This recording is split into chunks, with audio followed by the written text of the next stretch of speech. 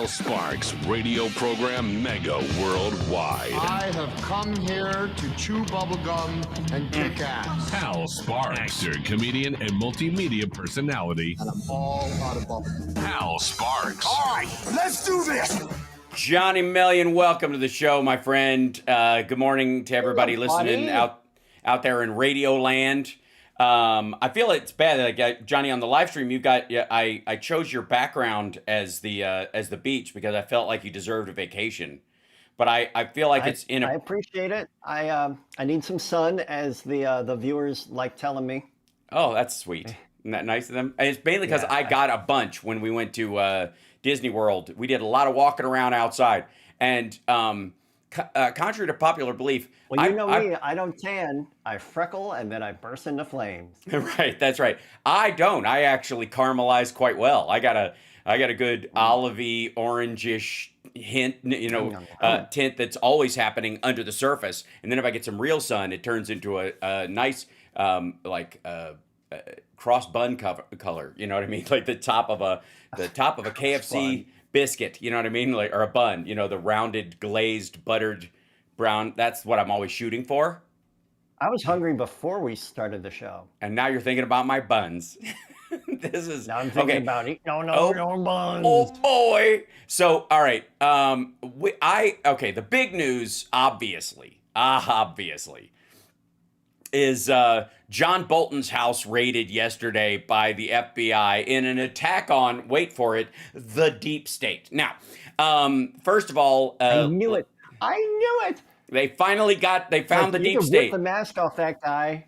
And you're like, oh, you mean the evil people in our government you've been talking about all this time are the evil people in our government I've been talking about all this time? Like, good God, man. Yep. If that's...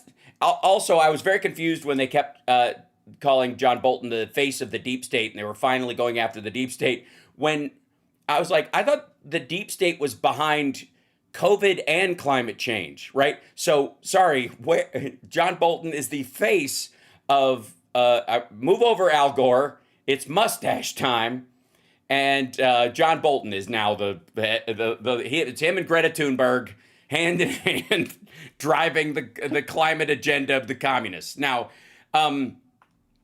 there are a couple of things. Obviously, this is just a distraction to draw attention away and throw some I wouldn't call it some green meat to his followers, because it's not going down easy. Some of them were applauding this, but others were like, right? Okay. But there was one particular element of the John Bolton thing that ties to something else that Trump did this week that no one is connecting, that very well may be the actual way of distracting from what was going on beyond even the Epstein stuff, and why the timing of these two things, why John Bolton and why not Comey or somebody, where he clearly thinks he's going to be able to get a warrant to go through their place. Notice he's very successful at getting warrants to go into the homes of people that he worked with previously on the idea that they would be criminals. Just saying, like, how do you? It goes back to that Bill Hicks thing about Iraq incredible weapons. How do you know? We looked at the receipt. There's an element of how do you know this guy you used to work with is a criminal? And Trump just points at his own face, and goes, who else would work with this guy but criminals, right? So, stamp, and there goes the warrant. But there was another big, curious intersection between what happened with John Bolton and actions Trump took this week. And that was the other big thing that was, and it may be basically Bolton being thrown to the wolves to solve some of the worry and fear that the maggots were showing about his moving 3 warships to the coast of Venezuela and sending 4,000 Marines down there. Okay. I'm the peace president. I've solved 6 wars already. By the way, 2 of which are ongoing and will be going on forever and ever and ever. And the 2 main ones he promised he could end in a 6 wars thing, because his pundits say that out loud all the time. I think it's Congo and Rwanda, Bosnia and Serbia, Armenian, Azerbaijan. The reason you're like, what war? India and Pakistan. That's 4. I don't know. Anyways, the point is that none of them ended, and most of them, like the Abraham Accords, were between countries that weren't firing shots at each other. Even in the case of the Congo versus Rwanda, this is a rebel group in Congo that is being allegedly funded by the Rwandans, but leftover hunting the Tutsis that fled to Congo. So like it's just leftover war, an internal civil war in Rwanda that spilled over into Congo. It's not necessarily with Congo, and it's also not necessarily the Rwandan government. Certainly not overtly declaring war on Congo. Therefore, there'll be a peace. It's just dumb. Like the whole thing is a cartoon, but he's throwing these like little pieces of green meat at his followers so that they ignore the fact that Putin only takes his calls to laugh in his face, and that his response to the war in Gaza has been shocking to no one who actually was paying attention, but apparently a huge mystery to #uncommitted and the people stomping around carrying Genocide Joe signs at the DNC in Chicago who went nowhere near Mar-a-Lago when he was meeting with Netanyahu in private, weren't standing out in front of that place holding a sign talking about genocide. They were doing it at the DNC and whatever. And so and then the Arabs for Trump that changed their names to Arabs for Peace after it was abundantly clear that Trump and peace don't mean the same thing. And that's their way of rebranding and cover themselves. But apparently these folks are shocked, I tell you, that the guy who called the Gazan Palestinians a cancer, the problem you have to solve quickly, and talked about the territory as a great place for Trump Plaza Gaza, and put out a video of him basically having Epstein parties in what's left of Gaza after they rebuild it. But apparently the people that looked past that are shocked now that he hasn't solved this. So this is outrage spackle that they're doing. But when it comes to, and we're already almost at the break. Good grief! Oh my God. It's so much going on. So there's a key element of raiding John Bolton this week, and even though they raided his house, he's not being charged with anything. They didn't even do a we are seeking or we found anything like you would do with almost anyone. Like a serial killer's house gets raided, and you get a press conference about what they were looking for. They're not doing it in this because I can only think that they're looking for classified documents about Trump. Like he might have copies of some compromat on Trump that he took. And the reason it's classified is because it would be damaging to the president and his prenup. But the prenup. The irony, I think, that he raids John Bolton's house over classified documents the same week that they send 3 warships down to the coast of Venezuela with 4,500 Marines, and Maduro marshals allegedly 4 million troops in the streets, I suppose just to exhaust them, because there's, and by the way, if that's your response to 3 American warships is a bunch of people, that never works out. Don't believe me? Ask Russia about meat waves. And we'll talk, no doubt, with Phil about the new video that came out of a Russian soldier who knew he was being marched to his death and assigned an assault group, even though his term was up, just so they could kill him so he wouldn't report on what his superiors were doing. And he recorded all these videos and sent them to his friend and said, play these if I'm dead. Well, they all came out yesterday or day before. So we'll talk about Phil in that situation. So similar situation. A meat wave is not going to beat a battleship, especially if they try to swim out and punch the boat. It's the dumbest. It's very macho, I suppose, but it's not going to do anything. And the idea that the U.S. is going to launch missile strikes into Venezuela in and of itself, if you want to talk about the end of the Trump presidency from a maggot point of view, he may be high on his own supply and think he can pull an Iran everywhere. But if he does, this is just, and I gotta say, It's a we'll see. Again, we're living in the taco times where Trump may do a lot of the stuff for show and whatever. They may just cruise down there. They may blow up a boat or something, a private boat, which is the most of what they would do, I suppose, because in an effort to get Maduro to claim that it was a military ship or something like that because it was transporting drugs, which is the theory here. Same time, we sent a drone to circle Mexico to start mapping cartel areas, and the Mexican government had to pretend that we asked them to, which is nuts, which is also a sign of one of the precursors of going to war against the cartels. And Trump thinks he's going to pull a clear and present danger at some point, that he's going to be the guy that went to war with the cartels, actual war, open warfare.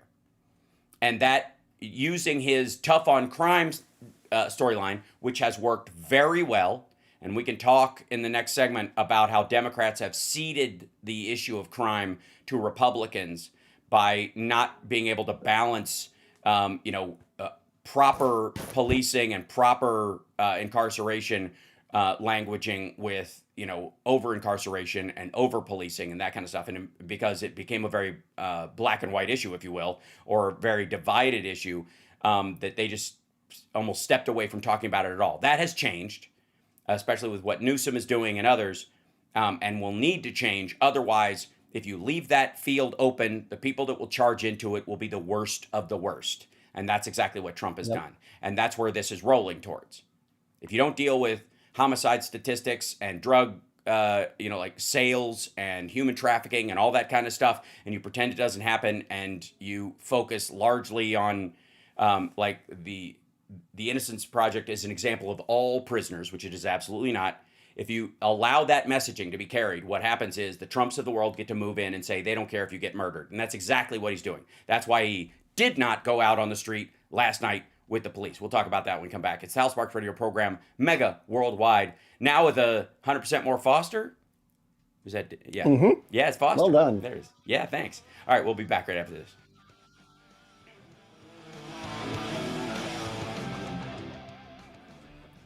Yes, so, hold on. Let's see.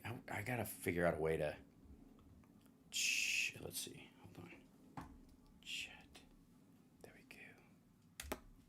This, I think we should be able to, once it kicks in.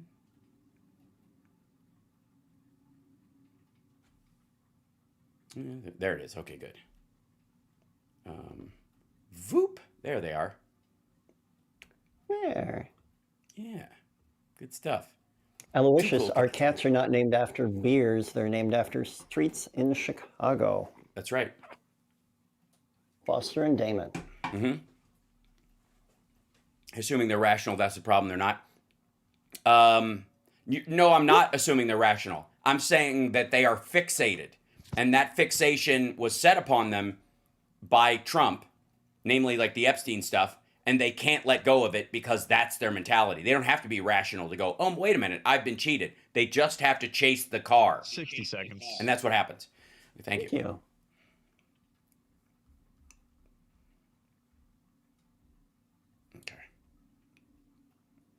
60 seconds coming back. I love Chicago too, Shylock. It's a great space. The Foster's head is so big. That's pretty big. All of him's pretty big. Oh, thank you, Rebecca. Gifting memberships. Oh, thank you. See, I can't see those things in my chat here, and I'm more. It's the only way I ever get a membership, because whenever I try to buy one, it gets refunded. Aw. Because you're a sweetie. Come on. Come on. Hi. Seconds. Thank you.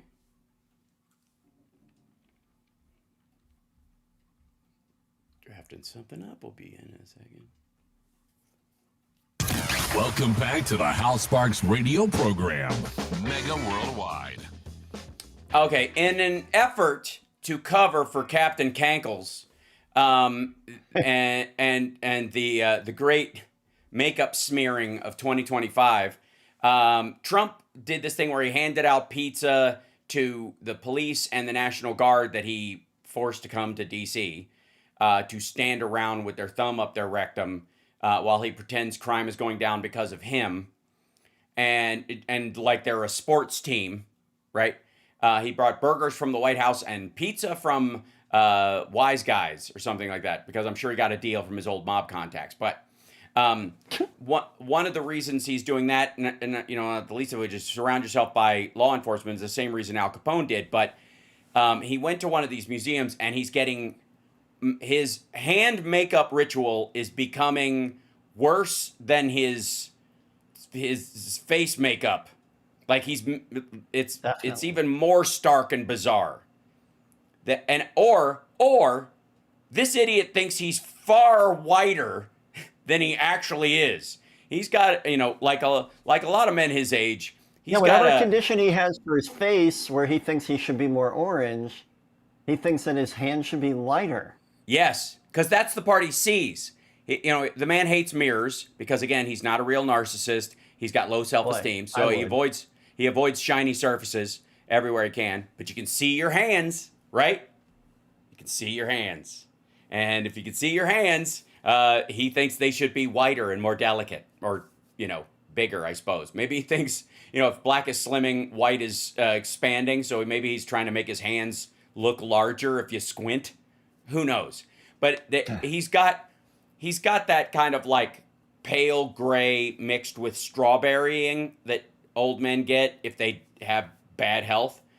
And he is taken to hiding his cankles behind tables and props. Yeah, he sits behind a desk now. That's right. And it's because people are drawing attention to the fact that his heart is failing along with his head. And you know it's bad when Alex Jones comes out this week and says that Trump is going to have some kind of a collapse in the next 12 months. Like, okay, first of all, he had some kind of collapse in the last 12 months, because word is he spent about 5 days in the hospital after the election from exhaustion and other stuff. That's the most they could say, or that squeaked out, was that he was. Remember that scene? And did you see? I think I asked you about this. The new Elvis movie where he's just in that hotel. I haven't seen it yet. Oh, okay. Oh, that's terrible. There's a hospital scene where he's basically just getting IVs and they're helping him because he's dehydrated and drugged out and exhausted and stuff. So he's in a bed with a bunch of tubes, and the whole Memphis Mafia are sitting around him while he, you know, stares across Vegas at where his apartment would be. That's basically the baseline. Now, full disclosure, like, they have IV places in Vegas because of that. That became a small industry. You can go get after people go out on nights of drinking, they get a hydration IV. And they're like, I don't know if every hotel has it, but it seems like it. But there's like 3 of them that we know of, including Virgin, where Summer had her show and where Nerd Halen has played a couple of times.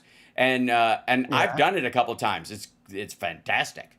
And you get like a vitamin D and vitamin B infusion, and that it's great. It's good for you, but that's fine. And it's, you know, certainly cheaper than checking yourself into a hospital like Elvis for weeks on end or whatever. But at the very least, I would think a man of his age would need that anyways, right? At his age and with his infirmity, it's not a bad idea to, like, twice a week, we're going to bring in kind of like, you know, hydration dialysis. We're just going to make sure, just clean you out, buddy. Because you're definitely not doing it with diet, exercise, or sleep cycles, right?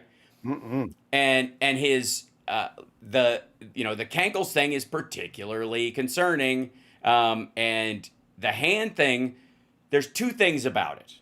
One is, obviously there's some bruising there. They're blaming it on handshakes. Well, then if it's from handshakes, then show it. Just right? Yeah. Because people know about it. So if he's got a bruise on his hand from shaking hands, show it. Don't be why would you be afraid of that? This dude, like Macron, man, have you ever seen him give a handshake? Like, he keeps doing this, and people are so excited to see Trump all the time. Some of them just get really excited, and they'll squeeze the heck out of your hand. Any celebrity will tell you this, right? So he's got a bruise every so often from that. Okay. Just do it. Just cop to it and quit. But they don't. They cover it up, and they cover it up increasingly in a ham-handed. Yeah, you're right. If it was a bruise with a reason, they would just leave the bruise. Right. But the fact that they're covering it, and they're increasingly covering it in this ham-handed and grotesque way, quite frankly, because it's gross. It's grosser than a bruise, for real. And Oh, yeah. and it speaks to two things, I think. One is, occasionally Biden had the exact same thing. Biden got the same bruise on his hand. They talked about it. The maggot news would make news about this, and it largely has to do with they ran an IV on you. He's got prostate cancer. They were probably treating it. He probably had way early stage, and like you don't have to worry about it now, but we'll get to it eventually. And the idea that they're like they hid his prostate cancer. I Like, had get out. surgery when I was a teenager, and the bruise left on my hand from an IV stayed there forever. Bruises on Yeah. the top of your hand do not go away. Right. And that's fine.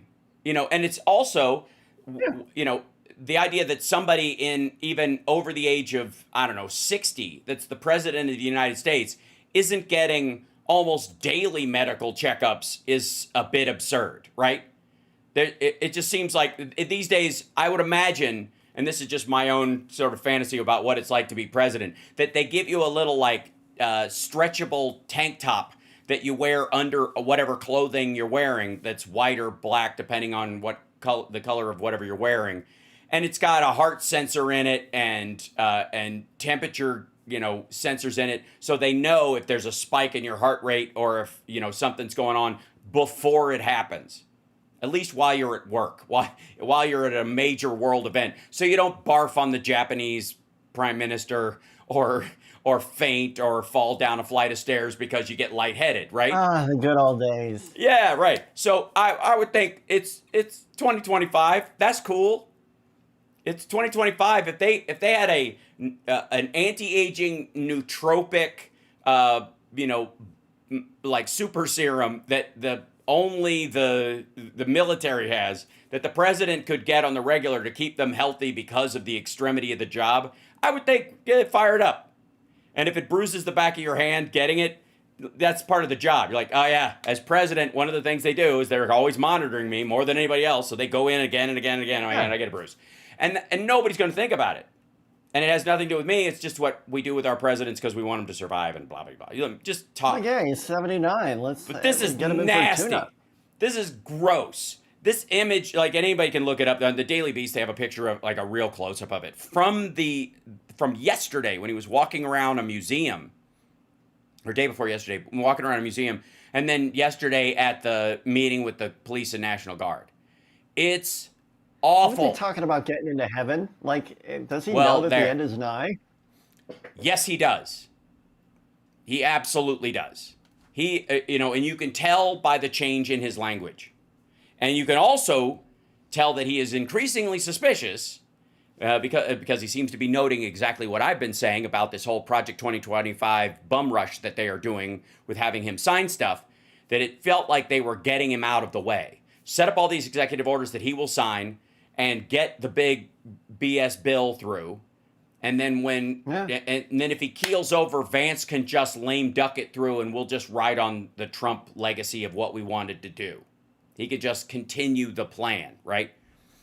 And Trump kind of, I don't know how in your lucid moments you wouldn't even think that as you're surrounded by yes men herding you in the direction they want you to go. Can you imagine how lonely that would feel? No, Johnny, Yeah. I can't, because I like people. And I have real friends, yourself included, my dear friend. And I gotta say, I don't think he has any idea what a real friend is. I don't think he ever has. I think the closest thing he ever had to one, honestly, was Roy Cohn. I think he thought Jeffrey Epstein was his best friend. I know Epstein thought Trump thought he was his best friend. Right? Everybody else is an acquaintance. Accomplices.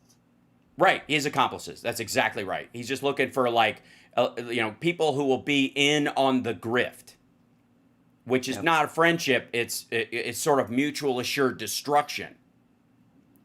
Fear instead of respect. That's why Trump doesn't care or know about the difference. But this points to not just ill health physically. It points to ill mental health because nobody looks at their hand with that gob of crap on it and says, that looks fine. There it is. Yeah, that's the one. You know what I mean? Put a little more Yeah. on. Spackle it even worse. There you go. You have to be losing it to think that looks fine. And that's where he is right now. And everybody around him knows it. We got to take a break. We'll be back right after this. It's the HAL Sparks radio program, Mega Worldwide.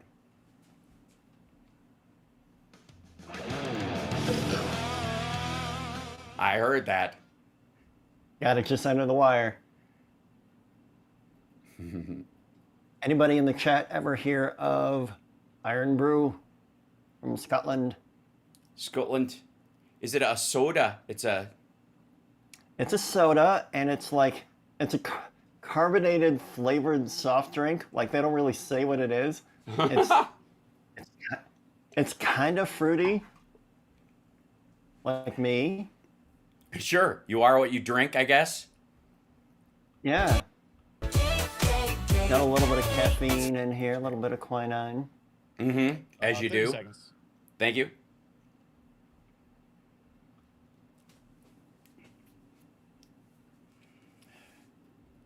Let's see. Check. This is. Yeah, Hocus Pocus Blade knows that Iron Brew is made of girders. Girders? What is that? Mm-hmm. A girder, like steel girders. Or iron Oh, girders. I see. You're locked into the HAL Sparks radio program, Mega World. Now, Johnny Mellion, did I get louder all of a sudden? Sorry about that. It's crazy. Yeah, it seemed like it. So we unfortunately, talking about the president's health is something that everybody has to do. I think, except I guess the Russians, who just talk about the current state of whatever body double is wandering around the city.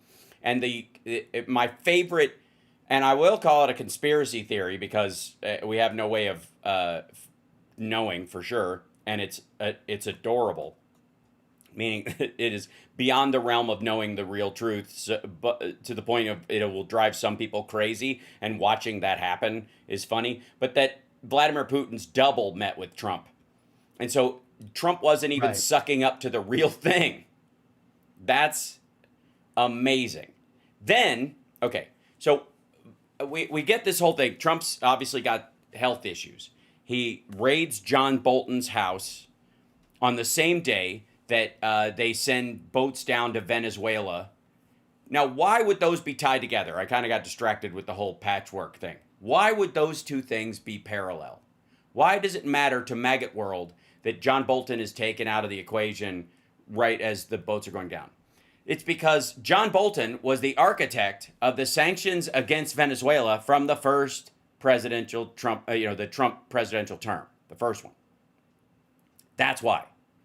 Everybody thinks of as Bolton as this mad dog who wants to bomb everything.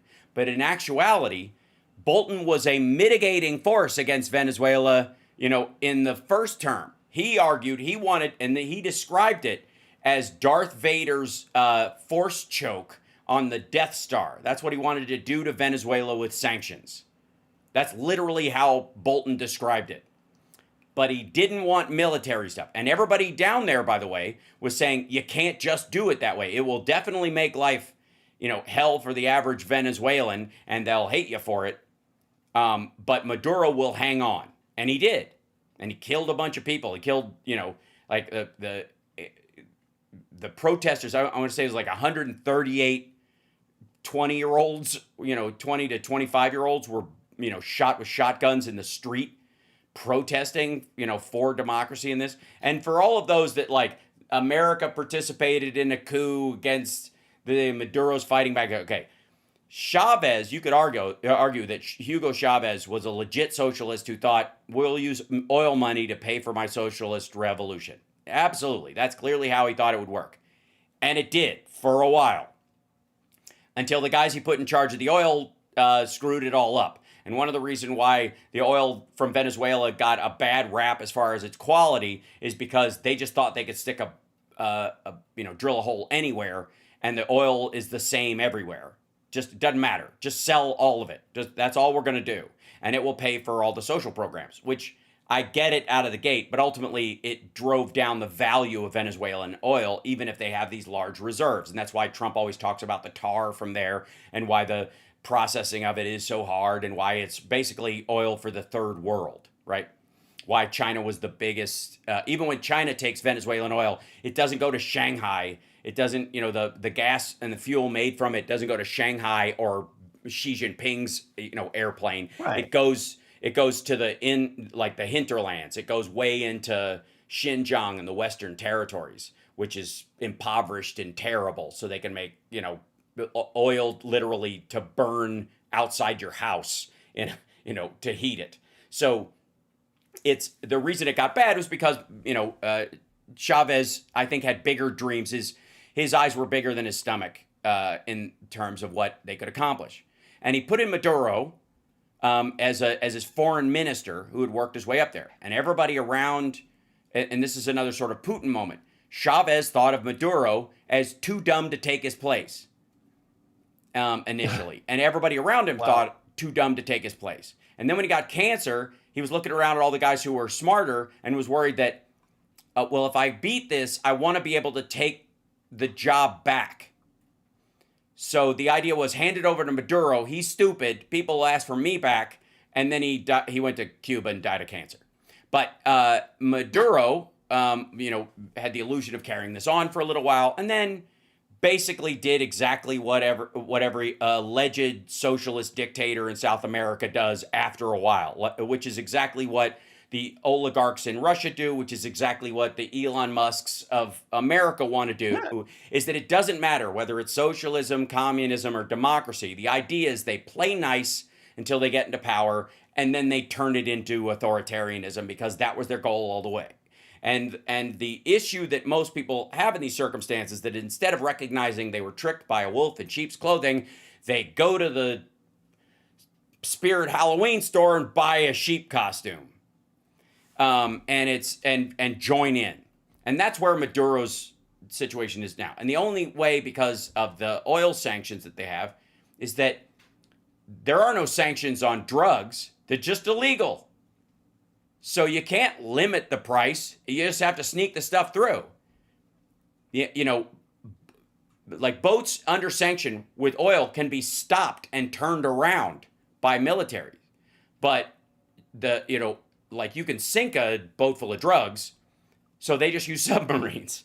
They just, they try every which way. You can't, there's not 100 ways to bring oil someplace. There's only 2. A pipeline and boats. That's it. But drugs, you can mule them, you can tunnel places, you can have them carried on horseback or donkeys, you can put them in jeeps and people can fly them in their luggage. So you can't do the same thing. So drugs are a much more resilient, economic foundation than oil even is for Maduro. And Trump has, I think, decided that since the Epstein thing needs a huge distraction and it's going to be a huge fail and there's no way he can put that toothpaste back in the tube, it's going to end badly. The only way he can cover for himself is exactly what Al Capone did when he opened up orphanages and gave to the police, like benevolent society. Show up at dinners, give a big dinner for all the cops in town, right? And open an orphanage and be there at the ribbon cutting. That doesn't change the fact that you had somebody snuffed 2 days ago and that you're responsible for all the illicit drugs and booze in town. We're doing it for the kids. That's right. And it's standard in a much more passive way, I suppose, or a lower rung on the. I killed all those puppies for St. Jude's. That's right. I guess if you're looking at a nicer way of going about it, it's what you call cause marketing. This is what celebrities and famous people do, or it's promotional philanthropy. You do it just so people think you're a good guy, right? Which is fine if you're a good guy and you just want to show people you're a good guy or a good girl, and it's whatever. That's fine. But if you're using it to like hide your crimes, it's a farce. Eric Trump comes to mind, where he's literally, skimming from St. Jude's, and the guy can't even run a charity in the state of New York anymore, which should be tattooed on his forehead everywhere he What goes. an amazing punishment. Yeah, you can't be trusted to run a charity anymore in an entire state. And by the way, he wouldn't even try to open one in any other state but Florida, because they won't let him. They'll go, we know how this story goes. We know how this is going to end. So when you have a situation where Trump is trying to cover for himself by doing these things, the biggest and most successful one he has, it's sort of parallel tracks because he overlays them a lot, is crime and immigration. Illegal immigration, which starts with the premise that someone is breaking the law, that you are entering the country illegally and secretly, and therefore that secrecy, that lack of information, allows someone like Trump or Stephen Miller to fill that gap in the information you have with as much awful as possible. Yeah, they're good at that. Yeah, if you don't, because it's abjectly true, you don't know who just crossed the border if somebody crosses illegally. You haven't been able to check their passport. You don't know for sure if they're claim. That's why we adjudicate those things. That's why we have asylum courts. That's why we have caseworkers. That's why there are lawyers. That's why we want to find these things out. And it's why you want to identify people and see if they have a legit cause, or you want to create a real worker visa program and treat it like an adult problem. But if you don't, what happens is the Trumps of the world and the Stephen Millers of the world roll in, and they paint every immigrant with this: they're just here to kill you. They're just here to rape you. They're just here to steal from you. Yeah, brown people are going to take your jobs, or they're going to murder you, or they're going to hold you up. Yeah. And then the response comes from their defenders on our side, not that we have to deal with the percentage of folks that are like that, because there's a percentage of folks like that in every society, including immigrants, and it's okay. You deal with the bad people and you help the good people. That's fine. But because he paints all of them as bad, there's a knee-jerk reaction to paint all of them as good on our side. And we start talking about immigrants and illegal immigrants and undocumented immigrants in the same kind of vein, right? I would argue that an undocumented immigrant is somebody who's working under the table at someplace like Mar-a-Lago or one of Trump's friends' farms. That would be an undocumented immigrant. They have immigrated here. They are doing a job. They are more than likely paying into Social Security. They are doing a job that's needed. They are a perfectly good member of society. They're trying to raise their family and be a decent human being and just put food on their table, or as George W. Bush would call it, food on their family. And then there are like visa overstays and people like that, which, people who overstay tourist visas and, make money in the country, that I wouldn't call an illegal immigrant. I would just say they broke the rules and they maybe have to go home or they have to pay a fine or something, but it's not a big deal. And then there are illegal immigrants. I think the phrase for that would be anybody who's a criminal or a sicario or a drug dealer or somebody who's stealing, corporate espionage secrets and stuff, and they were dusted out of the country, like the ones that snuck in from China or from Russia or from I think it was Dagestan. They had somebody come over, which was basically a Russian who came through there. That came through the southern border, were found working at a tech company and stealing stuff. That point, right? That would be an illegal immigrant to me, right? That's what I would say. That person is illegally here to do something illegal, specifically drug dealing or espionage, something like that. Okay. But when they paint them with a broad brush, we paint it back with a broad brush, because you're defending a mass of people. It's like when they describe, homeless people as all bums, right? That's the idea, is that homeless people are morally weak or lazy. That's the general thought, right? And you should solve it just by brooming them, instead of understanding that that people. They're not homeless people. There are people that are homeless. And homelessness has as many individual causes as there are people on the street.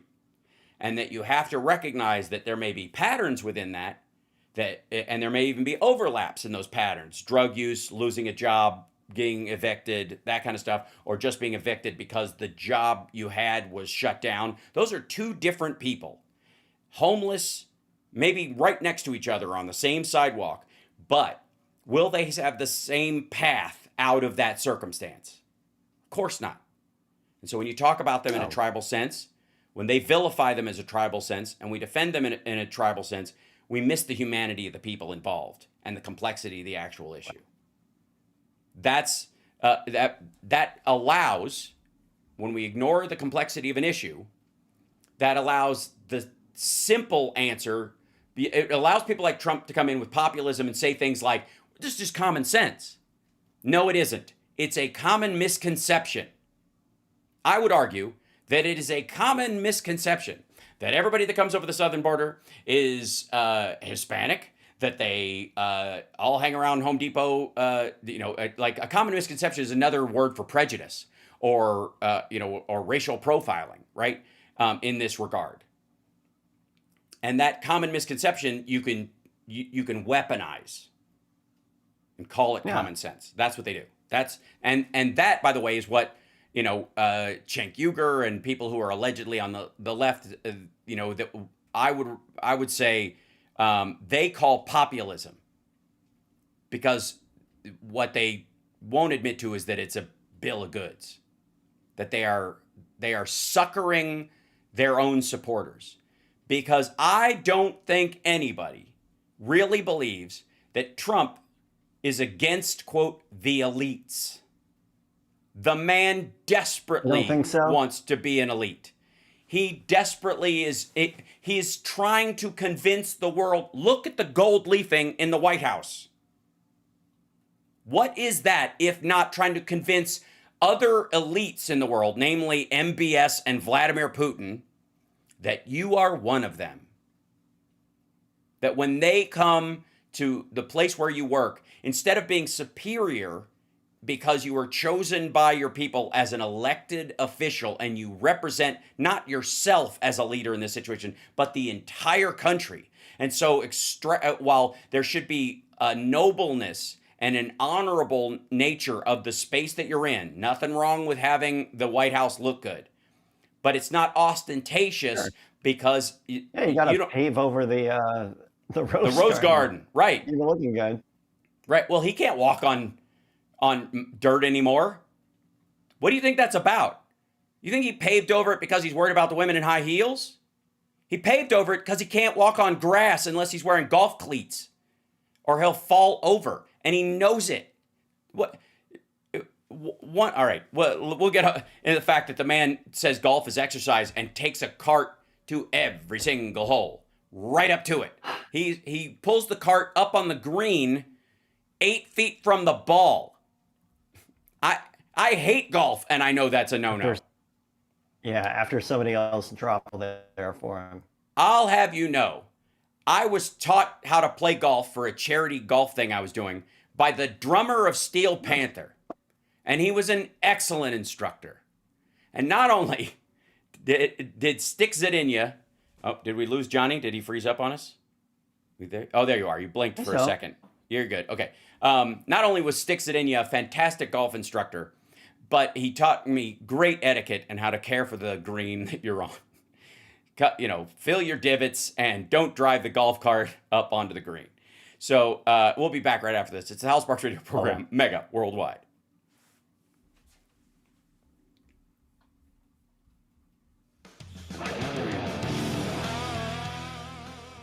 Yeah, you got choppy there for a second. Your feed, I don't know why. It's internet stuff. At some point, I have learned over the years to not panic when that happens, because there are too many working parts to blame anything until it's catastrophic. Right, you'll make something worse. Yeah.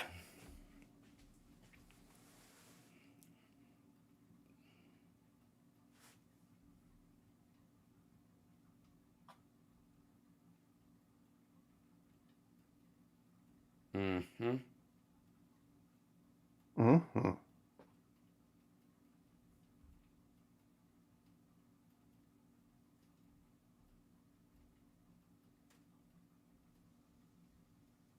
Yikes. Okay, hold on. I got to pull something up in this. We're back in 15. Mm-hmm. Thank you. Thank you.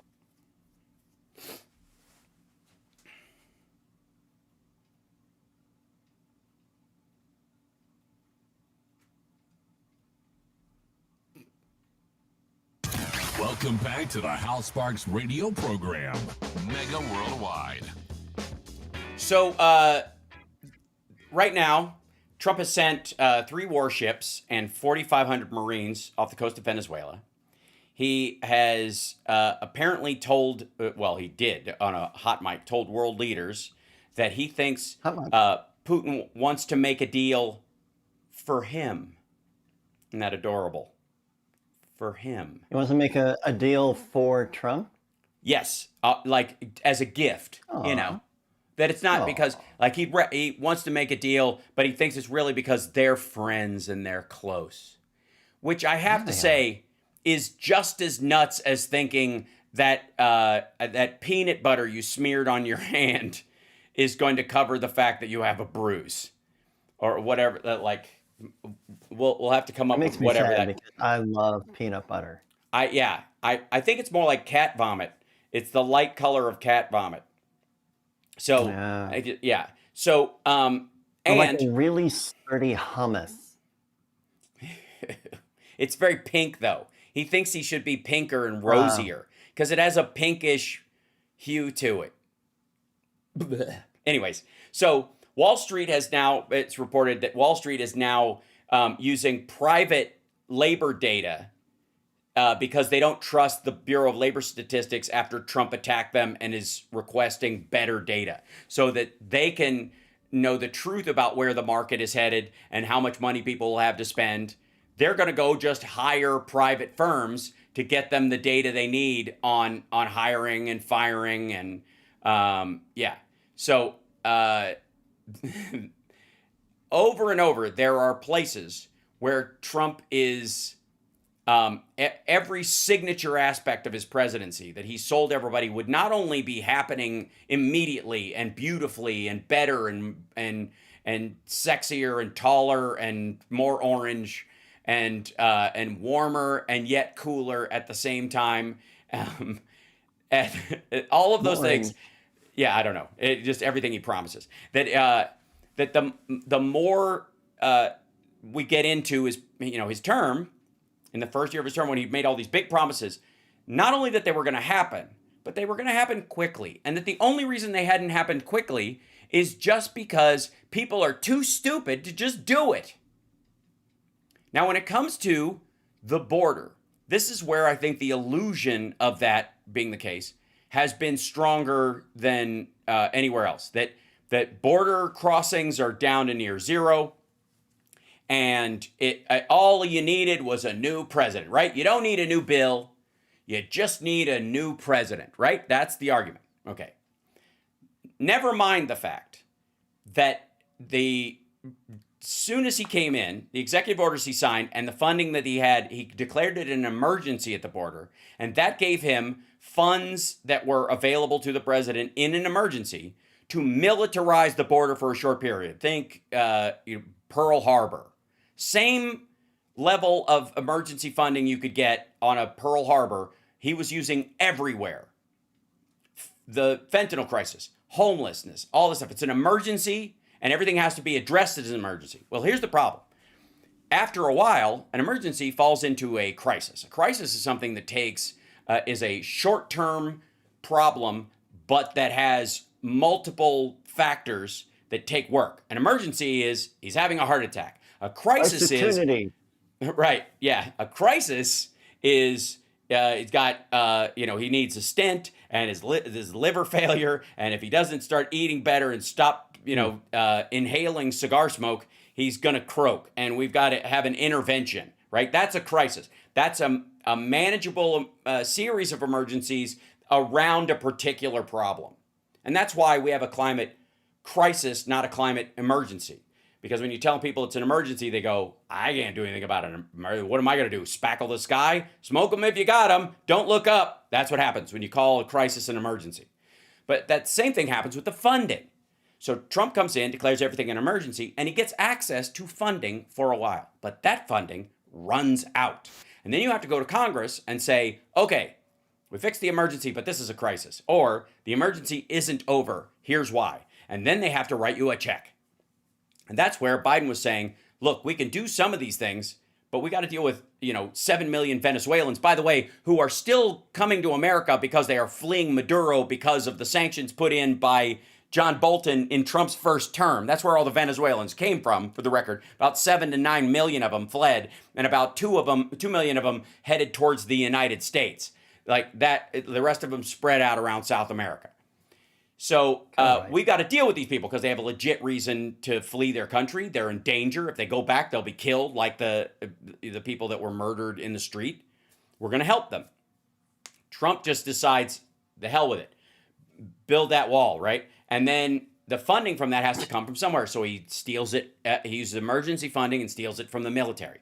This time around, emergency funding sends National Guard troops down there, militarizes the border. Of course, you're not going to have any crossings that you're aware of, and he's calling it zero, which is absolutely not true. It's just that it's become really expensive, and the only people that can cross into the country are corporate espionage and drug dealers. Like, it literally, he's gotten his dream.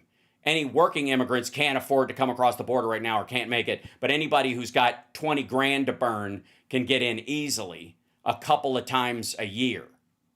And so that's exactly what's happening. So everybody who is making it across, the reason they're counting zero is because somebody is being paid 10 grand to put a zero on that form.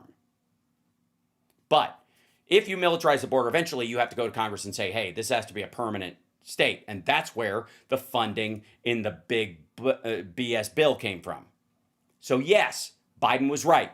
You have to pass a bill if you want to if you want to wall off the border and create, make it one big military installation. It's going to cost a lot of money. And you got to go to Congress and make your case.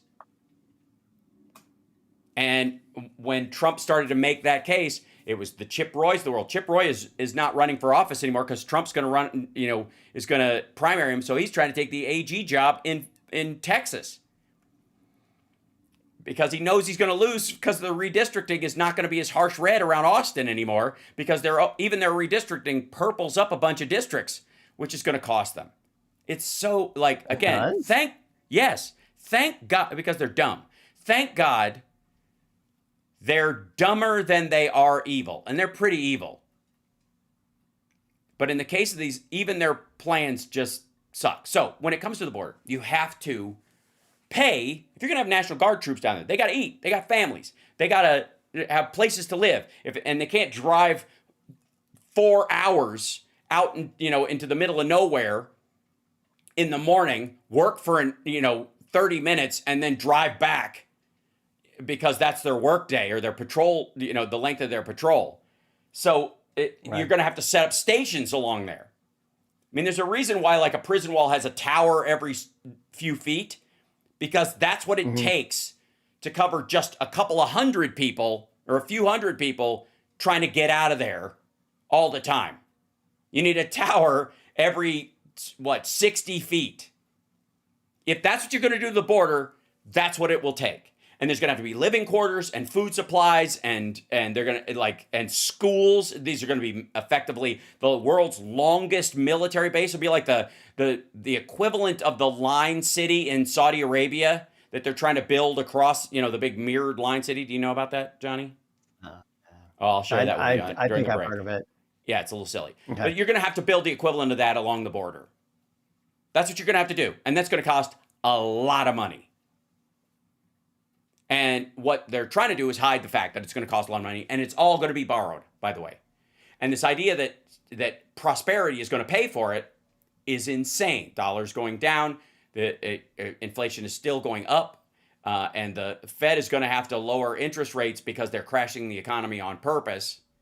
A managed decline is the story amongst Lutnick and his pals. And let me tell you, folks, they're all heavy in cash right now. They've got a bunch of stocks that they think are bulletproof, which they're probably right. The tech ones are relatively bulletproof over time. You just ride it out. But they got a bunch of food scrap ones, Walmart and Frito-Lay, that they're dumping right now until the crash comes, and then they're going to buy the dip with the money they're sitting on. They took their winnings, they're sitting there, and they're going to forcibly crash it, and then they're going to buy the dip. And Trump's going to blame, this is Biden's crash, not mine. This is Biden's war, not mine. Mark my words. And that's if Vance doesn't have to sell this because Trump's not looking too good. We got to take a break. When we come back, our dear friend Philip Bittner will be joining us from Kyiv. We got a lot to talk about in terms of the ramifications of whether or not there's going to be a meeting between Zelensky and Putin. The answer is no. Whether there's going to be a trilateral meeting. The answer is no. We'll be back right after this.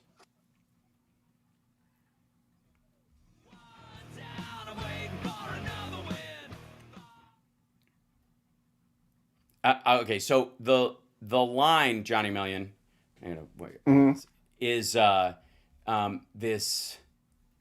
Yeah, you can probably look it up on your computer if you Google it or whatever. There's like it's that they were going to build this perfectly straight solar city through the desert, like a Panama Canal, but with people in it instead of water, because there isn't any, I guess.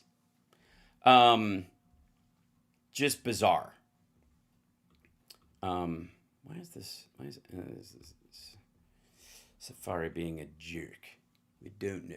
A single, very long building. Yeah. Wow. Right.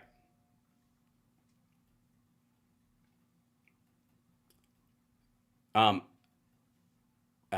to diversify the economy, reduce oil dependency, and address urban challenges.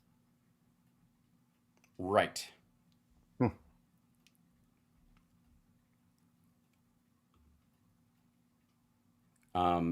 One of the other things, by the way, do you know that story that Trump and Epstein had a running bet going of who could nail Princess Diana?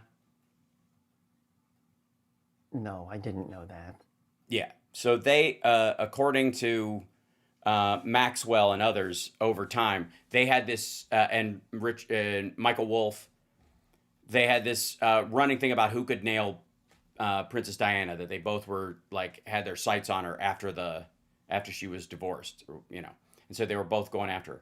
And in the interview that Maxwell gave, she says that Epstein went on a date with her, effectively just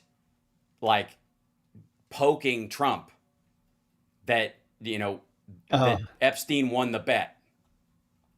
And yeah, I guess the assumption would be money on the bet or whatever, but I guess whoever loses the bet, I don't know, has to bail the other one's henchmen out. Yeah. God knows what people like that actually bet. Mm-hmm. It's like the Dukes in Trading Places. Right. $1. Mm-hmm.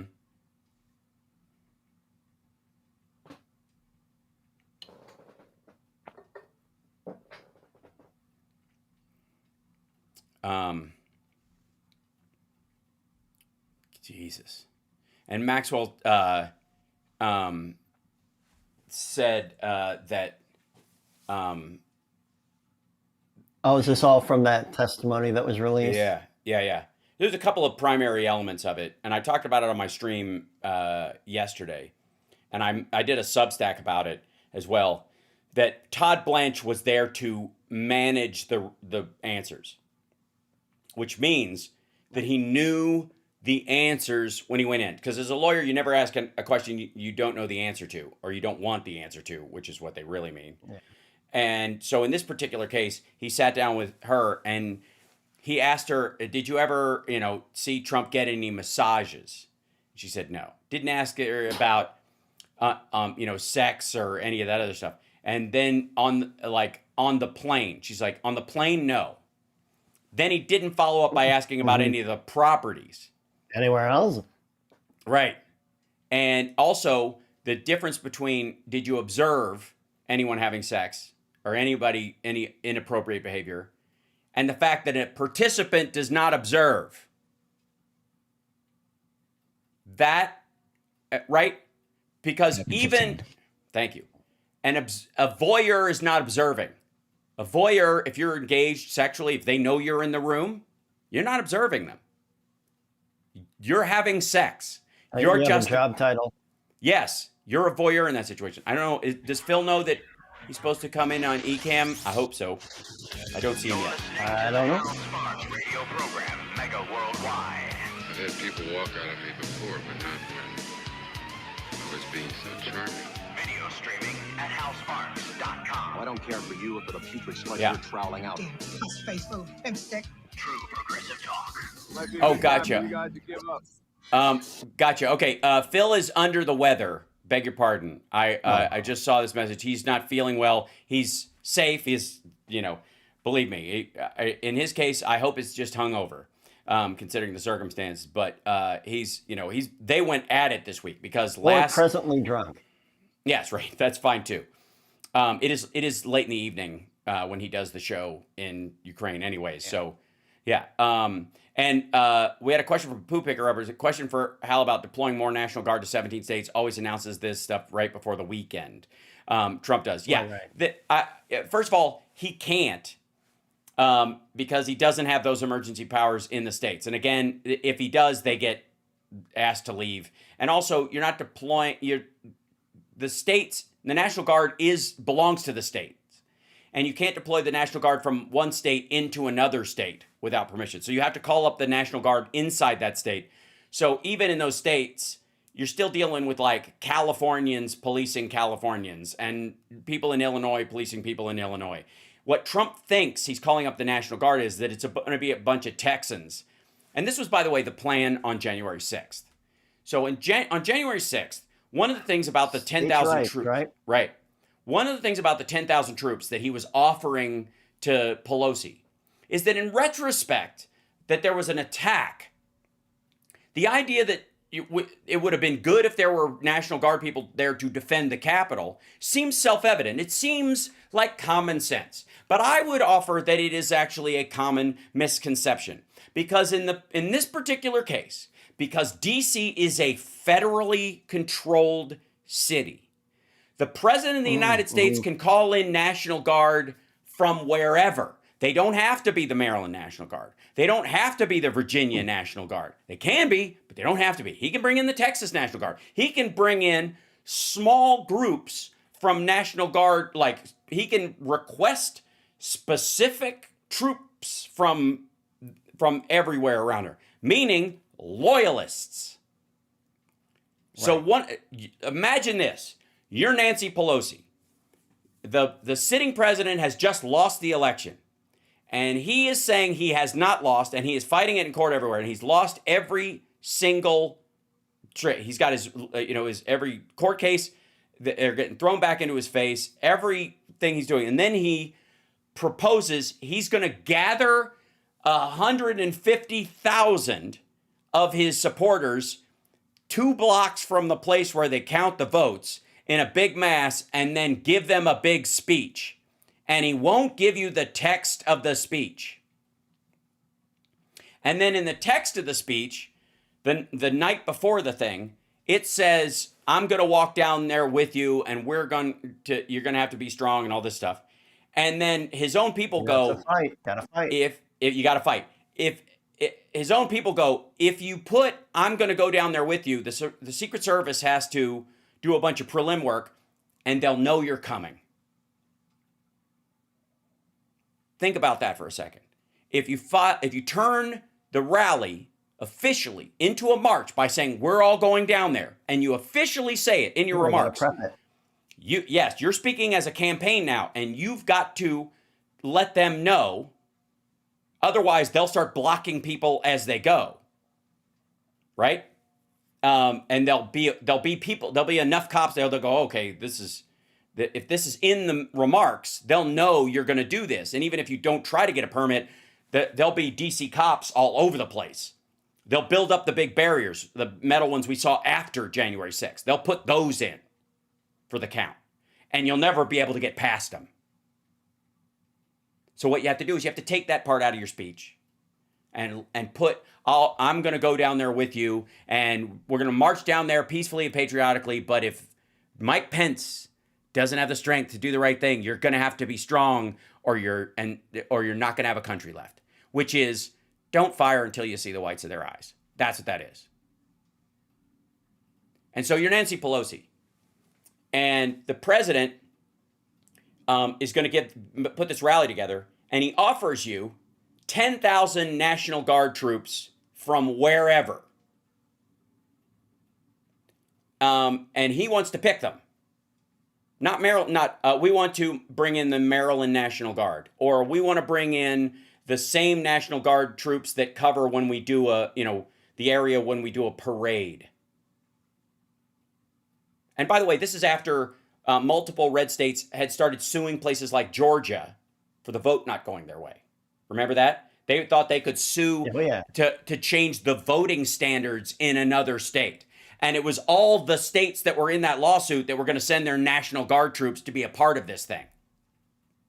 The other thing is that they were going to send these National Guard troops in without any weapons or defensive weapons, basically because they were just going to be part of the stampede. They wouldn't need them. The idea that this would be that any shots fired would come from people who snuck guns in or from the other side. That you just have a meat wave of people, including National Guard people that, remember that all that talk about the Insurrection Act leading up to that? That was the Steve Bannon, Roger Stone, Mike Flynn, QAnon plan for Jan 6. You'll get a bunch of National Guard there. They'll be standing there blocking this way. They won't have guns, so any of them that aren't on the team won't have an urge to open fire. They'll just be standing there as guards with shields or whatever. And then the minute you go, I'm signing the Insurrection Act, they all turn around and head into the Capitol. That was the plan. That was the thing they were doing in the hotel. It is obvious. It is why, they turned that whole, there were feds all over the place in that thing. Well, of course, Trump was running the federal government at that point. He had buddies in it. What they mean is they were mad because informants thought that this was actually going to be a freedom fight. And then when their own people started beating up cops, they were like, whoa, I'm tapping out. And they called the police. And then when people did this and escaped, they called the police on people that were there with them. They informed on them because amongst them were wife beaters and criminals and people who had sexually assaulted children who then decided that they were going to, without the government or the FBI looking over their shoulder, they could get up to a lot more shenanigans in their own life. Who's going to come after you as a pedophile sex trafficker if the FBI is gutted by Kash Patel and Dan Bongholio? Right? And if there's ubiquity in child sex trafficking everywhere, then it looks increasingly like, and this is, obviously, like, this isn't something that anybody could have evidence of at this point. But it very well could just be like any power struggle. Oh, you can't let, we got to shut down their sex trafficking thing so our sex trafficking thing can succeed. We want control of all that because it's where we get our compromise. It's how we get control of the power structures, right? We want to be the new Epstein. That's what Matt Gaetz and Joel Greenberg were up to. Right in Florida, just taking over the mantle, trafficking young girls, drugs, sex parties, all this kind of stuff with the idea that he would eventually end up the AG of the country through the control and compromise and connections that he would create in those situations. And Madison Cawthorn, that crazy little kid from, I believe, South Carolina, who they broomed when he brought up, they have all these drug and, these like cocaine and stripper parties and underage girls. And he was talking about Matt Gaetz. He was talking about those guys because it's not that they want to get rid of these things. It's just that they want to be in control of them. It's so obvious. It's so lame. And again, thank God they're such idiots. Because if they had the sort of evil of the Rasputin level evil of Lavrov and Putin, for example, we'd be in way worse shape. Sure. I mean, definitely there's a lot of bad going on, and there's definitely a lot of work we have to do. But they're leaving gaping holes in their own defense and in their own security because they don't think in a complex enough way to address all the inadequacies in their plan, all the vulnerabilities. Thank God. So I wonder if the lack of empathy actually gets in on them because they won't be able to understand the psychology of the people that they're railing against. Yeah, well, I think it's even beyond that. Is that they don't understand, and Trump has this issue. He doesn't recognize that anyone could have an ego equal to or greater than his. Like, and and so he doesn't recognize that the people that he's putting in office, the people that he's putting in positions of power, Lutnick, Amy Coney Barrett, Brett Kavanaugh, any of those folks, he doesn't recognize that they have grandiose ideas of their own legacy. And in some ways, and in many ways, they are in contradiction to his dismantling of the American state, because their power comes from the equal branches. And if they let him dismantle, and turn us into an administrative state, they lose their power. And so that's why maggots everywhere get mad at Amy Coney Barrett for cutting Trump off at the knees in some of these things that he's trying to do, or these surprise rulings. And it's why they're trying to bum rush all this stuff. The reason they're trying to hurry is because they know the Congress, the people in Congress who have egos, who want to be president down the line, the Thunes of the world and others. And this does not make them good people. I'm just saying that they see him burning their ladder. And so that's what makes them care. They will save elements of democracy, not because they're good people, but because they're relying on it for their own power. And the same thing in the SCOTUS. If you dismantle the legal system in the United States, who cares about the SCOTUS anymore? The rule of law gets thrown out the window entirely. You no longer matter. And that's what they're worried about. So in this process, they will preserve elements of this in spite of him. It's why they're in a hurry. Not and the greatest example. You can't go full Handmaid's Tale. No, you can't. And we'll talk about this when we come back. Kilmar Abrego Garcia is a fantastic example of the strategy and the failure of that strategy. We'll be back right after this. It's the HAL Sparks Radio program, Mega Worldwide.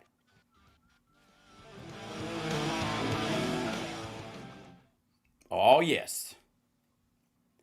I gotta. Yeah, here we go.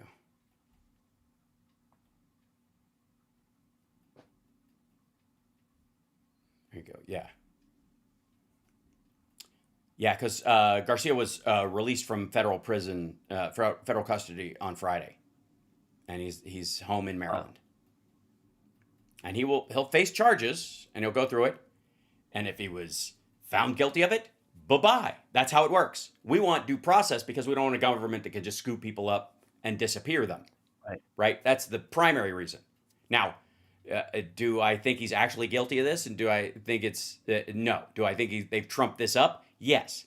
Do I think he was a participant in basically an underground economy? Yeah. Do I think he's a human trafficker, like they say?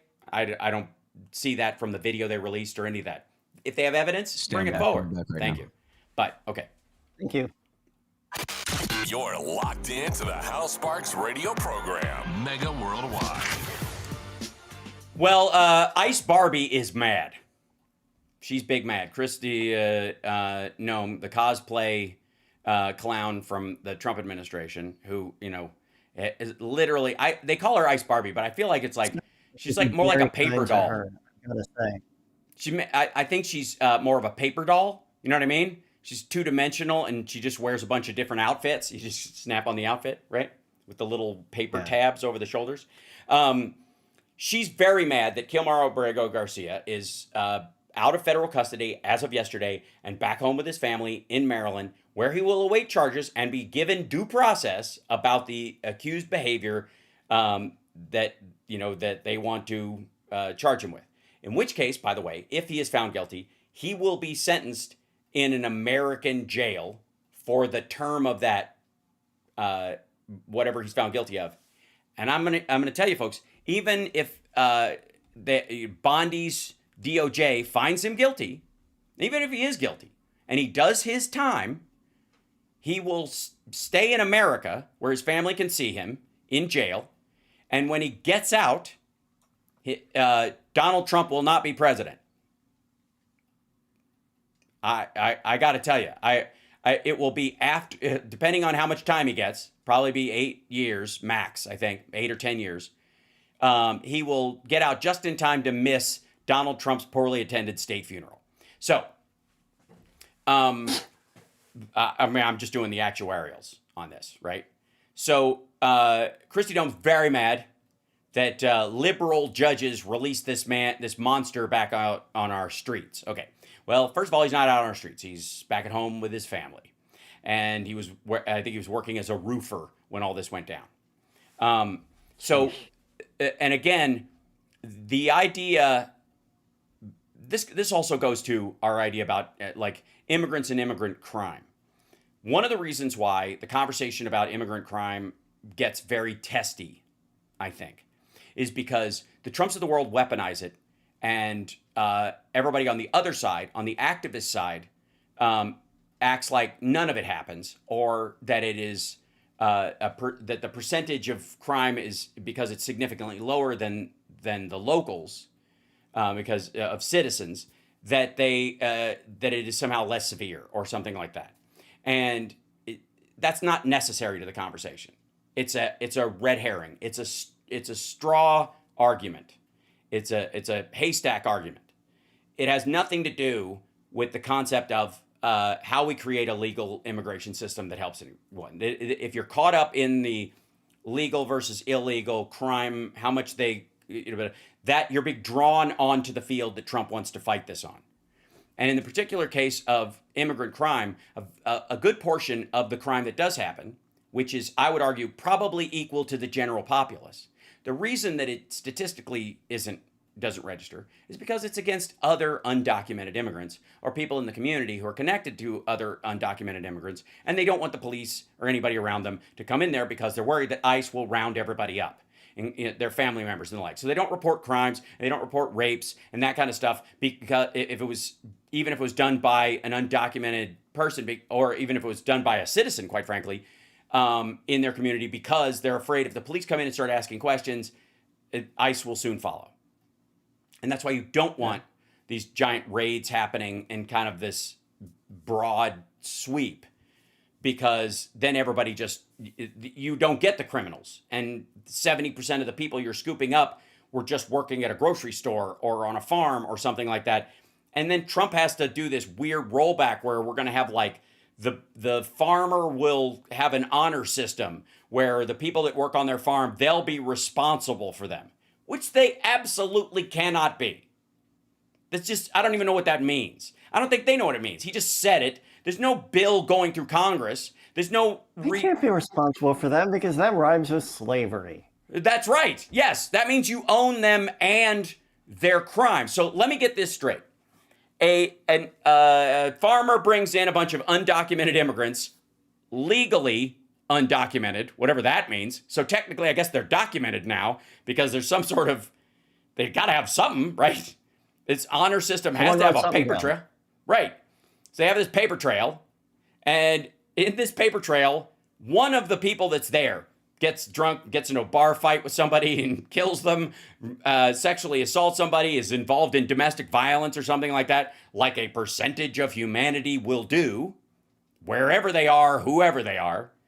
And what are we going to do? Send the farmer to jail for rape because what do you mean response? I don't even know what that means. So, and then it sounds like, and this is as much as I've been able to work out whatever this gibberish is, it sounds like the immigrant will be just deported.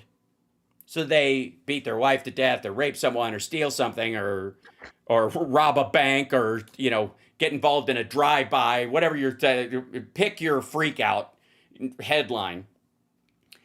The farmer who hired them goes to jail for a drive-by that they weren't a participant in because of the honor system. And the person involved in the drive-by gets a free ticket back to whatever country they came from. So explain this to me. How then how do the cartels not show up with assassins, just deliver them into the country and go, just get a job on a farm. We'll pay this dude to give you, the nod. Assassinate somebody a political activist, a politician, a head of industry, another gang member, doesn't matter. We'll tell you who your target is later.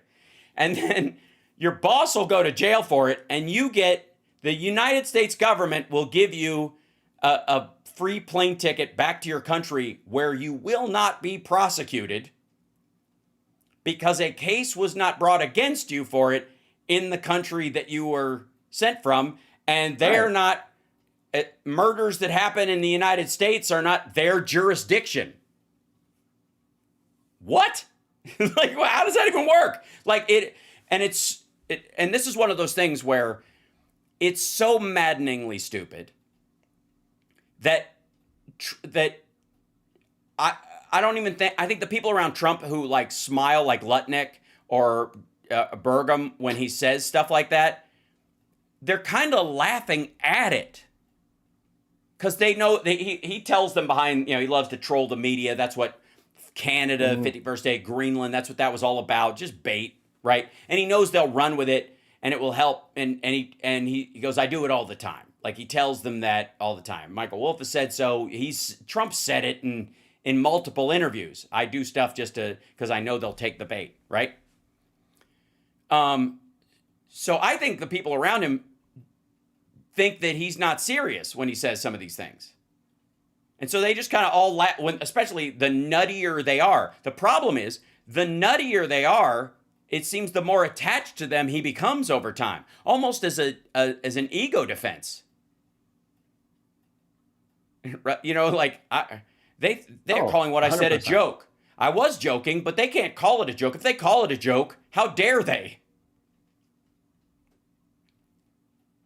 It's yeah. So there is a new sort of standard with like Trump is doing to the United States in his mind. And maybe this is what they're talking him into, because it seems like the team is coming up with errands for him. A lot of this posturing and performance art stuff that he's doing seems like it's being constructed by staff and Susie Wiles and that kind of stuff. And it's where they're patting him on the shoulder about like, boss, you were so great. This will be like a big Apprentice episode. People will, you'll get such great ratings from it. This, Alaska 2025 thing. And you'll meet him on a red carpet and they'll be talking about it. We'll do all these kind of things. We'll do a flyover and it'll look so macho. And you'll talk to him privately, give him a ride in the beast and they'll get all mad about it, right? You know what I mean? Like that's where they're coming from. They're selling him these things all the time. Just like they sold him, go dress up at McDonald's. Look how well that worked. Okay, now go down and we'll tell people you're going to go on patrol in Washington, D.C. Needless to say, he did not go on patrol in Washington, D.C. But what was the storyline yesterday? Trump going on patrol in Washington, D.C. Yeah. And what will, like every maggot in a chat room and on, Benny Johnson and all these, and anybody who isn't, They'll just repeat it like the 6 they'll just Wars repeat he it. ended. Last Friday, he went on patrol. They'll just say it like it happened, right? Yeah, and then they'll prove it with a picture of Rambo with his face photoshopped over it. Exactly, right. And yes, he was brave. And the big thing I heard from like 6 different people in the right-wing media sphere yesterday was from Glenn Beck to Benny Johnson to like a couple of big accounts on Twitter. I think even Crowder may have said it, was I want to see him taser somebody. I want to see him taser an illegal. That was the phrase. That's what he wants to see, taser an illegal? Yeah, they want to see him tasering an illegal. That was the phrase. And the phrase was so specific and ubiquitous that it sounds like that was a joke that Stephen Miller, when he was calling everybody, we're going to try and set up a thing where he can taser an illegal. Wouldn't it be awesome? And tell everybody that. Wouldn't it be awesome? Yeah, tell them how awesome it would be to watch him do that. And at this point, if AI was slightly better, I would be shocked if they didn't release a fake video of him jumping out of a car and zapping somebody, because by the time you find out it was BS, months have passed, right? I can't imagine he would withstand, like, I don't want to be tased, but I can't imagine if Trump could survive a tasing. Richard says, Hal, this is Inspector Clouseau level immigration law enforcement. Yeah. And again, why the big show? Why go out? If it's working, why? If the tariff stuff is working, why would you have to talk about it? The success speaks for itself, right? But if you know it's a Ponzi scheme, you got to keep selling.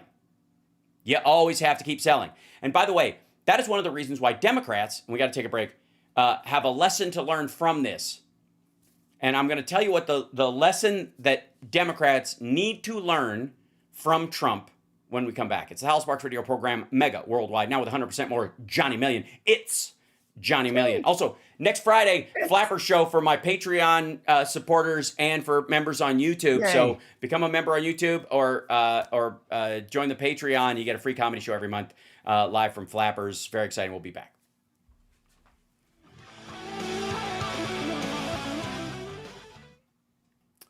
Yeah, Robin, fentanyl is still coming in, and it was juice boxing. It was Benny Johnson. Yeah, I mentioned him, but there were like okay, in not doing, not dealing with the show itself.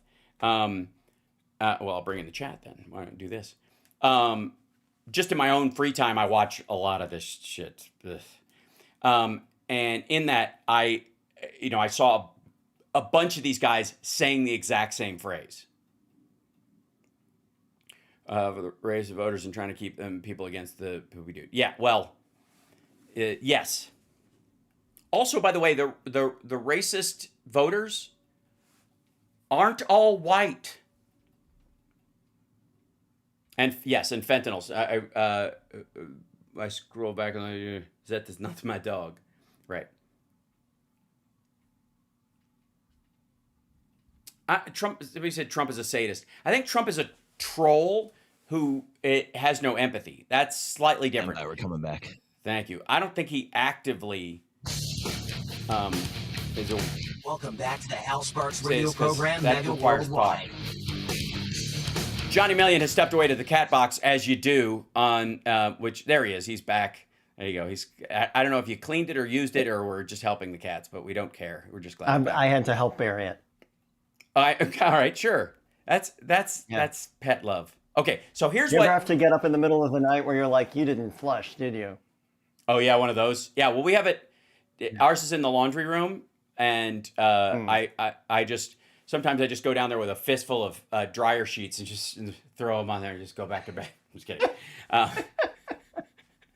Just go over there with a bunch of those scent beads that you can put in your laundry when they sting. Beads, yeah. Just dump it. No. All right. So here's what Democrats and God bless Gavin Newsom for finally getting the trolling thing down, right? Directly mock it.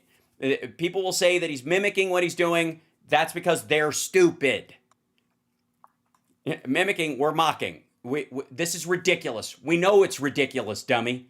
That's a classic part of it, and it's infuriating maggots.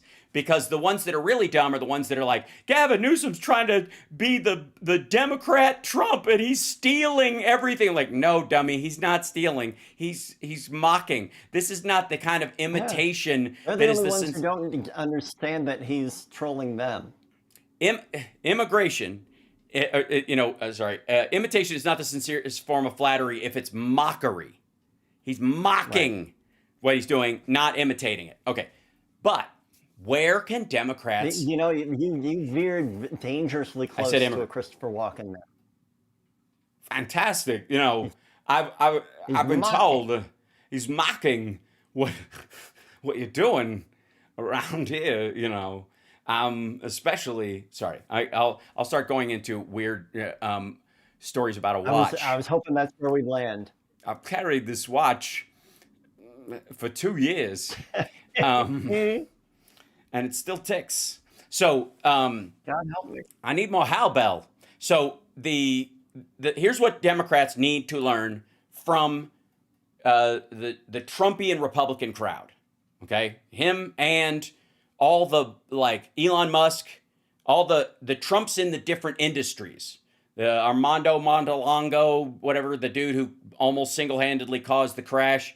The the Jeffrey Epsteins of the world internally within people, selling themselves as people. Like Ann Coulter said that Epstein used to do this thing where he'd call up like Mike Tyson or somebody famous and go, hey, Mike Tyson, Bill Cosby wants to have dinner with you. And then he'd call Bill Cosby and go, Mike Tyson wants to have dinner with you. And they'd go, oh, and then he'd go, the dinner's at my house. And famous people who like each other would obviously come to his house for a meeting. That's how he did it. They would farm people that way. And then some people would stay and other people, this would be one of those things that's like how he got Woody Allen and his wife over there. Really weird. If you want a mind F, go read the accounts of Woody Allen's like visits to Epstein's house for dinners and how Sun Yi helped turn the dinners there from like a dumb, sad buffet into a catered meal.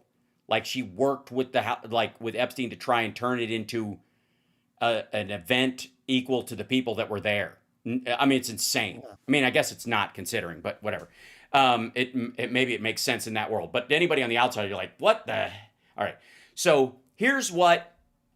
Yeah, President Newsom, absolutely. I think he'll make a great vice president for me. I just want to say. And that's I'm gonna run with the idea. I know he's gonna run, so I'll be standing up there going with him. Look, I think Gavin will make a fantastic vice president for me, and I would trust him to the ends of the earth. But I wouldn't be here if I didn't think I'd make a great president. And here's why. That's how you do it. Anyways, you don't have to attack anybody. So here's what Democrats need to learn: tout your successes. Now Trump makes an embarrassing mess out of this because he hides failure with fake success. Winning, right? We're always winning.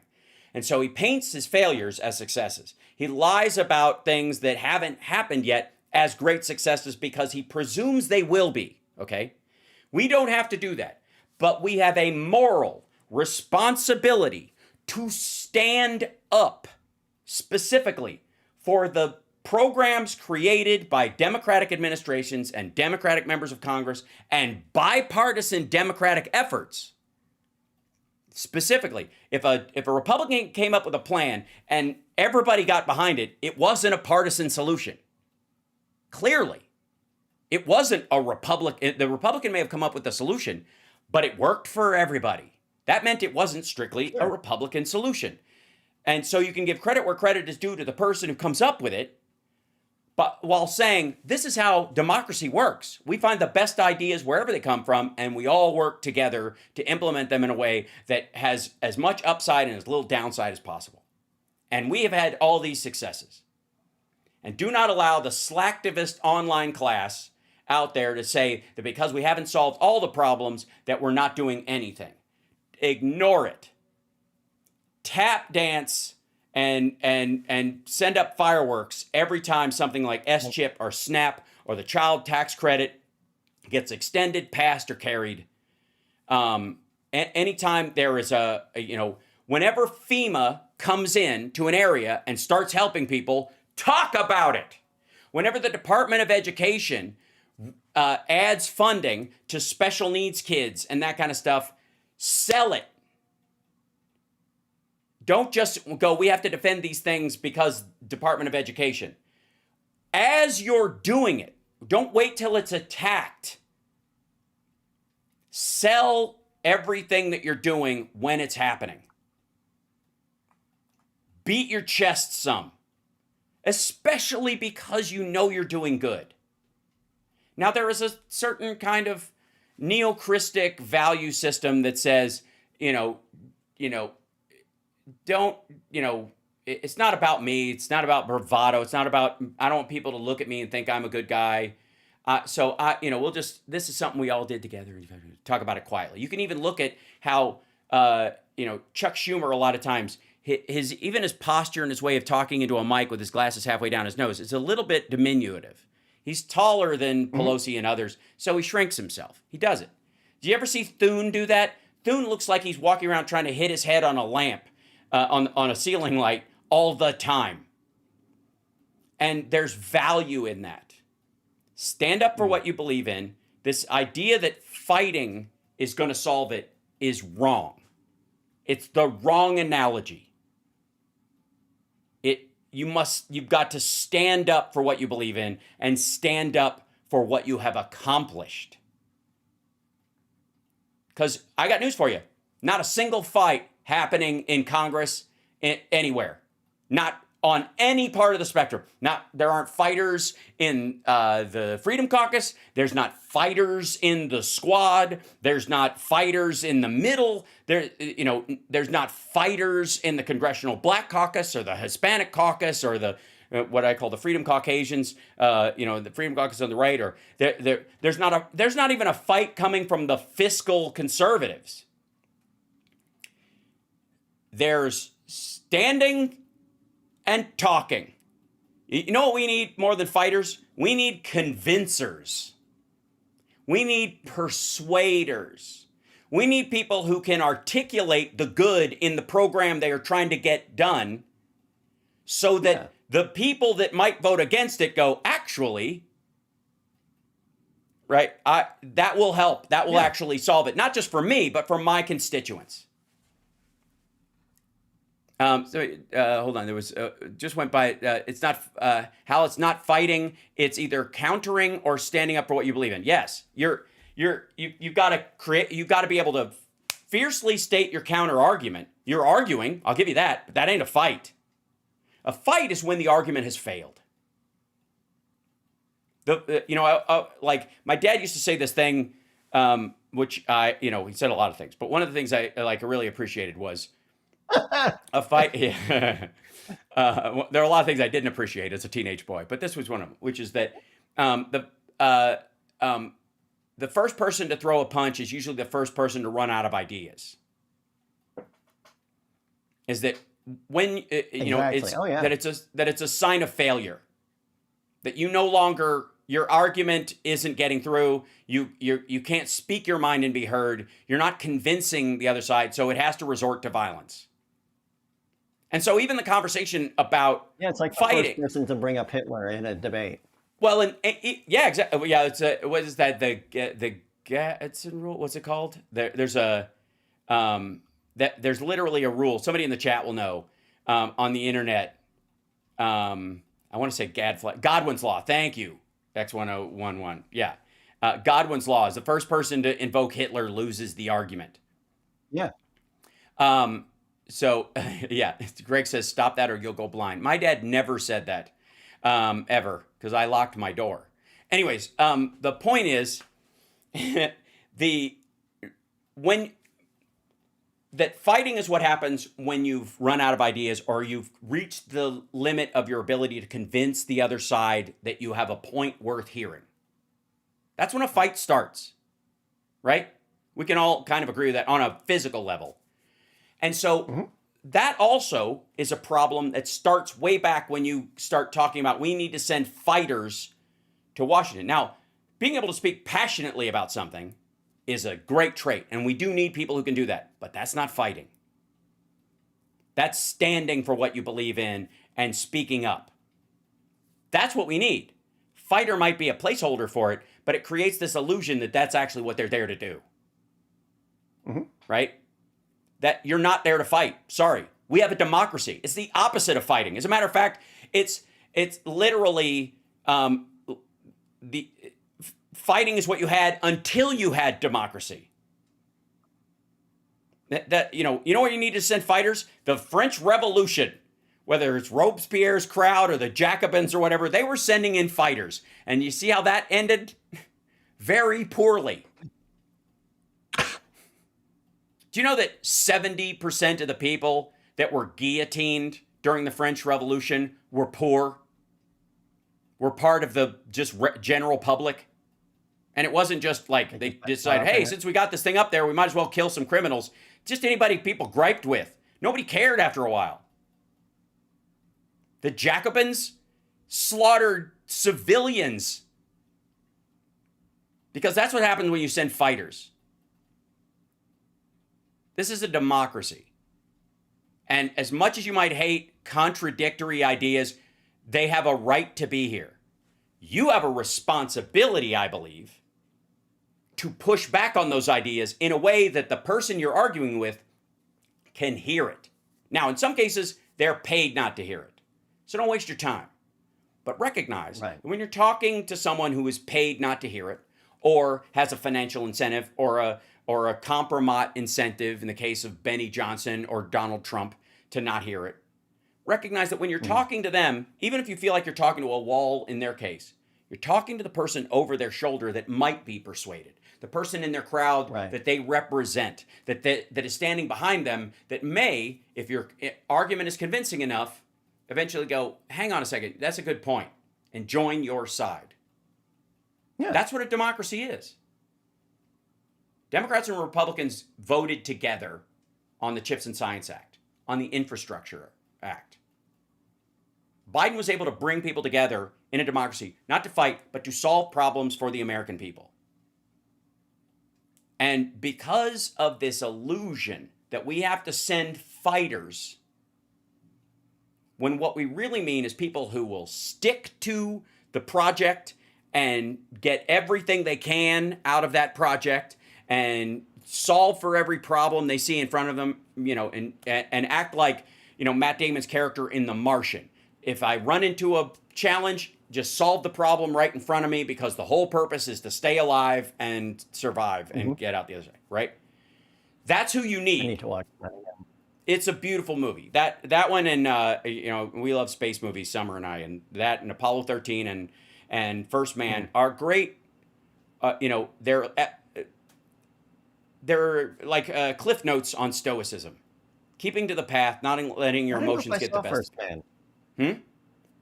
It's beautiful. I don't think I saw First Man. Oh, it's great. I loved it. We'll talk about it on our private time on our own Johnny and Hal talk about movies Johnny hasn't seen podcast that's coming. We got to take a break. We'll be back right after this with the happy ending, and I'll tell Johnny during the break the plot of First Man. We'll be back. Yeah. So, have you seen that Sam Rockwell movie, Moon? Yes, it's great. It's not the same thing. Where he's his own clone. It's great. Yeah. I love Sam Rockwell. I think he is so underrated. I love that dude. I just reminded myself, I promised Lisa that I would, Mrs. Million, that I would show her Galaxy Quest because I forgot he was in that. Oh, guy. And his panic attack. You have a last name. Do I? Do I? Oh, his panic attack. Brad says how you're describing our democracy. Okay, this is a good point. Okay, thank you. I am happy, you are happy. Let us be happy together, whether the weather is cloudy or sunny. I will always be your funny honey bunny. I am lucky, you are lucky. Let us get lucky together, whether the weather is cloudy or breezy. I'll be there to say, hey, come on, let's take it easy. 'Cause isn't it nice to have the friends that you do? And isn't it nice that the sky is so blue? And isn't it nice to say I love you, chugga chugga choo choo, woo woo. I am smiling, you are smiling. Let us smile together, whether the weather is cloudy or stormy. I will still be there in the morning. I'll be right by your side in the morning. I'll make you breakfast in the morning. I hope that you like cereal. Yeah. So, it's hard to come up with any better news than Bolton raid that Trump did yesterday. Tried to hide the Epstein stuff, and it didn't work. Didn't work at all. Didn't stop the right wing from being upset that Trump is sending battleships down to the coast of Venezuela. They're just as mad. They don't care that they think raiding Bolton's house means he's going to have a kinder, gentler invasion of Venezuela. They're just wigging out. And I'll tell you why. Because it's failing on the merits. My chat moves really fast in there, but somebody's saying, how you're describing how our democracy should be, not how it is. Exactly. It should be that way. And it won't be until we deal with these kind of things. Two things. Democrats need to start touting proudly the successes of Democrats and not getting hung up on the fact that we haven't solved all the problems yet. This TYT nonsense about if we don't get everything, nobody gets anything is childish, and it kills people. It's wrong. It's why Netanyahu is bulldozing Gaza right now with a pass from Trump. It's why these immigration roundups are happening, because there is a flavor of people that members of the Democratic Party, not me, but others, have listened to as like they actually care, have been listening to these folks and thinking, oh, they're very passionate about this issue. They must really care. They don't. They do not. If you don't want every victory that you can possibly get, if you don't want every step forward you can possibly earn, every incremental thing, if you're not proud of every incremental step, you don't really care about the issue. If you think it can be solved by a bloody revolution and that's your only answer, what you're telling me is that your ideas are more important than human life, and how are you any different than the other side? Because that's what they think too. It's just another form of, Peter Thiel's eugenics, just wearing a different, wearing a Che Guevara hat. Same thing, same kind of people. So, in a democracy, we have a responsibility, I would argue a stoic responsibility, to ignore the fringe and proceed in a way that we can make all progress we possibly can. Because a true progressive, to me, is someone who eventually wants to get us to that Star Trek future I think we all agree on, where nobody has to work, people do the work they love and want to do. Everyone has enough of whatever they need to get by, and we've automated or roboticized all that stuff, and we are spending our time as humans on our humanity. We become human beings again instead of human doings. And right now, since the dawn of time, we have, by and large, been human doings. Because if we don't do something, we'll starve to death. And the goal should be to get us to where we can be human beings. And that doesn't happen because you insist, or say you have a right to be a human being, or yell it like John Merrick. It only comes because you solve the solutions that are in front of you. You make up for that thing. So how Dems need to do, yes. Barbara is saying Dems need a spokesperson. Tara Dublin says this, and I agree that will work. Here's the thing. I don't think we need a spokesperson that does a daily update. I think we all need to constantly tout the successes of Social Security, Medicare, Medicaid, SNAP, public schools, public libraries, 2-year college education in your state. If the Democrats in your state have made 2-year, college available, never stop pounding your chest about it. It's a great thing. It is unique upon the earth. Ladies and gentlemen, let me tell you something. Having spent a bunch of time in China, and as much love as I have for Chinese culture and the Chinese people, which is being systematically wiped out by the Chinese government, there is apparently an illusion that they are a communist country with a social structure, that if you are old, indigent, or past your working years, you somehow have a better version of Social Security or a guaranteed place to live. I don't know where that came from. Maybe just from the word communism, but that's not how it works at all. People die of being poor there all the time. They don't not have a homeless person problem because they don't have homeless people. They just sweep them up, institutionalize them, or euthanize them. That's the reality. That's how they solved poverty.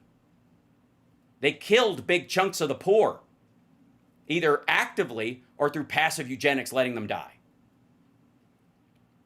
And you realize you only get to 9th grade education in China before you have to pay for it. That's why everybody why they always talk about how stressed out these kids are to get into school. Because you think about college, like, oh my God, they're stressing out to get into college, right? They have to pass the SATs. We think of it as the SATs. These are 9th graders trying to get into the rest of high school. Deep. I don't like that at all. I wouldn't have made it. No, you wouldn't have. And I'd have been right there with you. But we'd have had a great band, though. We'd have toured the countryside. Yeah, we would have. We would have, yeah. Especially if my voice got as good as it's gotten lately. Right. I credit, for those of you that don't know, I credit Johnny Million with actually helping me to actually believe I have the potential to sing. Because when I first started singing with our band, I could not. I just didn't play an instrument and knew all the words. No. Not consistently, not a whole song without hurting myself or that kind of stuff. Like, not, you know, you can find it like you're singing in your car and then it goes away. That's not the same thing. But when I sang vibrato on You Got Another Thing Coming and you stopped the band and went, wait a minute, did you just sing with vibrato? You know, I was like... I don't remember that, but that sounds like something I would do. He sees me, right.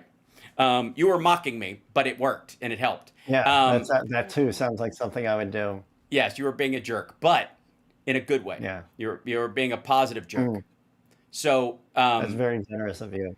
Yeah. I would like to give young Johnny a talking to. I did, I think, a couple times, but that was, you were just tall, and I was like, you know, I don't have to clock this guy. He's so tall. Because they do fall harder. It is true.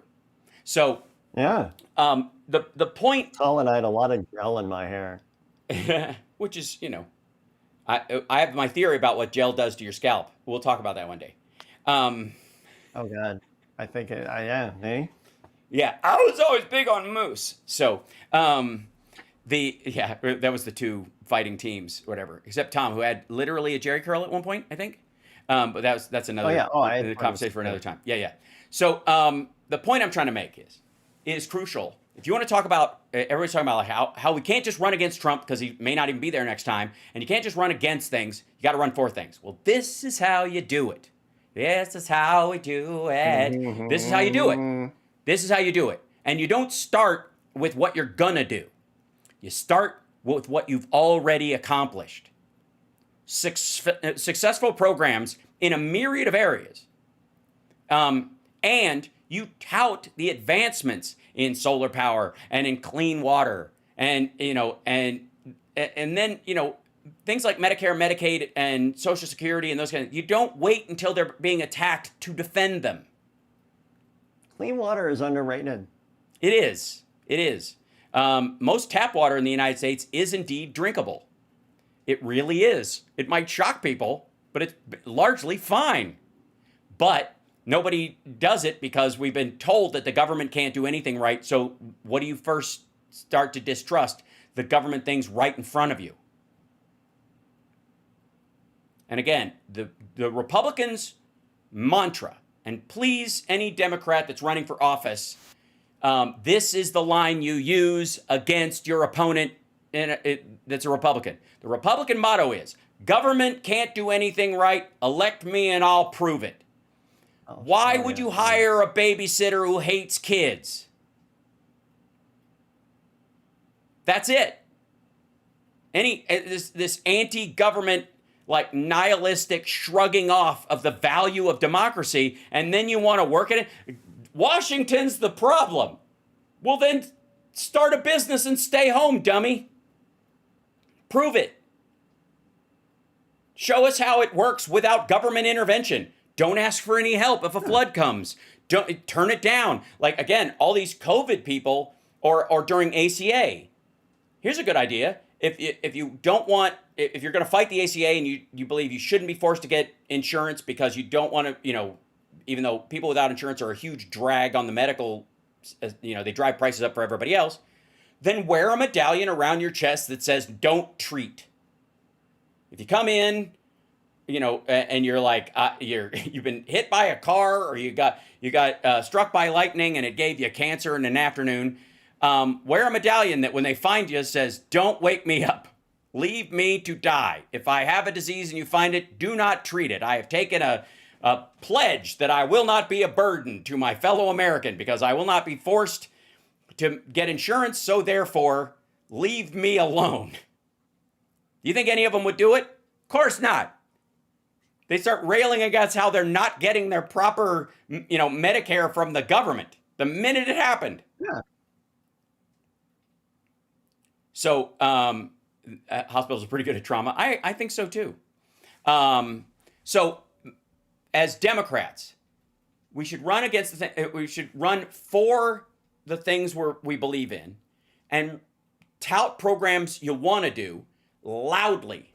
And anybody who's like, that won't solve the problem entirely, ignore those people, because in a gooey human system, where there are 340 million human beings with as many divergent dreams and goals as you could possibly have, you're never going to solve for everybody. You have to solve for the majority as best you can and then start battening down the hatches. And when we have 60 Democrats in the Senate and 60% in the House and we hold the presidency, then I'll love to hear your story about Democrats that are blue dogs or on the fence about stuff or aren't team players. Great.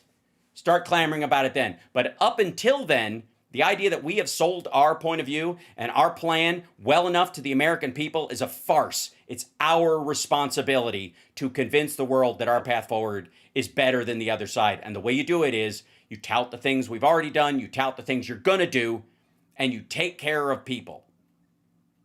We'll see you next week. Johnny Million, you're wonderful. Phil will be with me on Wednesday if he's recovered from whatever, the vodka he got from his Russian friend.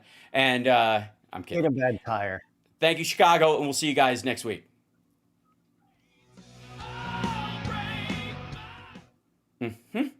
Don't eat tires. Thanks, guys. Thank you. Yes, Hal Thank you, Vickery, rest your Chicago. eyes, my friend. Rest your eyes. Yeah. Congrats again on the procedure. Sorry, we need fighters who are Democrats. I say that this is a strong Democrat. There's no time to be silent and scared. Not the same thing. Again, it's a false choice. Every Democrat voted against the big BS bill. Every one of them. The ones that voted for some of the people in Trump's cabinet that got through saw the second person in line after them as equally bad or worse. Yeah. And they didn't want Trump to be able to use the fact that he didn't have a cabinet to cudgel everybody and say, it's not my fault. If I had a whole cabinet, things would be working fine, but the Democrats stopped me. Now you're going to pick your people. You're going to fail in this. We got to get busy protecting people on the ground. Get busy. No. Fighting is a bad analogy. It's a crap analogy. And I got to say, I love the major, but you got to stand for what you believe in. Fighting for what you believe in is only after the first shot is fired. And that's not how it is. And to pretend that we're like in Sierra Leone or something to, steal valor from people who are in bloody revolutions is embarrassing. Actually fighting. Yeah. Prof says Senate failure. It's a failure of voters. We don't have a majority. Democrats can't even fail in the Senate right now. The only way they could fail is to vote for the bills Trump wants to pass that are awful. Actively. Sorry, democracy is not a pundit sport. USA allowed this. Well, it's free speech is. And it's one way to, to create. Al, I'm going to let you go. tell the chat what for. I got to run. All right. See you later, Johnny Million. You're wonderful. You tell them and tell them that thing I told you before. All right, but I don't think they're going to like it. Yeah. It's really gross. I know. That's why I'm going to hang up. It's really gross. Are you doing a live stream or are you taking off? I'm taking off. Okay. All right. Love you, buddy. I'll talk to you later. All right. All right. Yay. There he goes. Okay. Chat room. So, until we have a majority, this is all just lip flap from people who are like, we need fighters. Honest to God, you don't need fighters. You need people who can convince independent voters and anybody who considers themselves a Republican who's suddenly coming to sanity that they've been wrong and that they should vote with Democrats. That's it. Until you can't broom anybody until we get 60-60 in the presidency. This is war, ladies and gents. I don't think it is. Again, I think fighting in war is a terrible analogy for what's actually going on. And the problem is it brings it, you ring the dinner bell for whatever you asked for. And that's who shows up. We need fighters. Okay, well, the fighters show up. Not the people who can convince other people, not the motivators, not the great orators, not the great legislators, not the good, not the people who can actually, get legislation passed. Right? Yeah, Dems don't have the votes because the voters didn't give them the votes.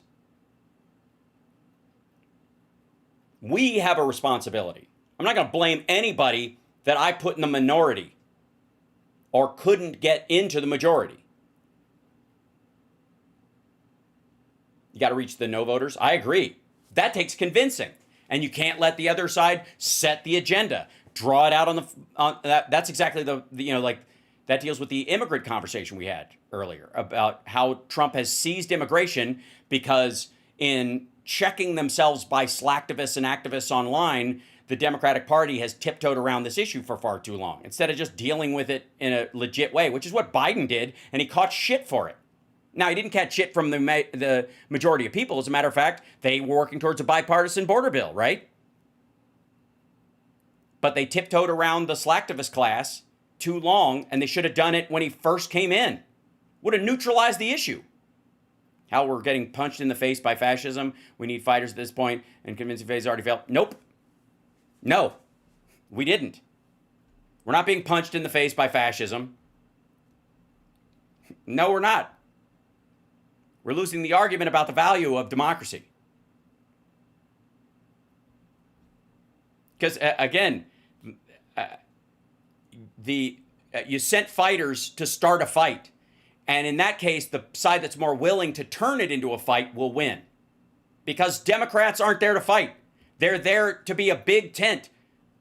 Do you want to start a fight with the Arabs for Trump? Are you fighting with the Black Hebrew Israelites like Nick Cannon? Are you fighting with the black people who think immigrants are coming into the country that Trump convinced to vote his way? Is that who you're fighting with? Are you fighting those people? If you are, there's got to be a winner, right?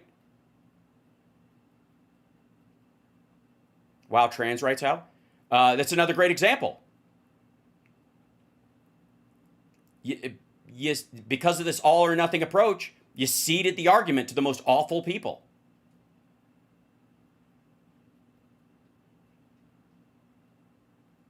If you believe in trans rights, there are a bunch. By the way, there's a bunch of LGBTQ activists who voted for Trump. Are you fighting with them? Will you fight with them and bring them back to the Democratic side? Will you're fighting for trans rights against right-wing trans people who voted for Trump? Will that bring them around?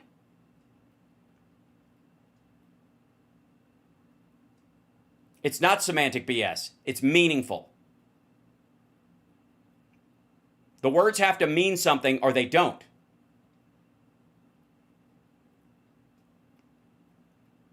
Yes.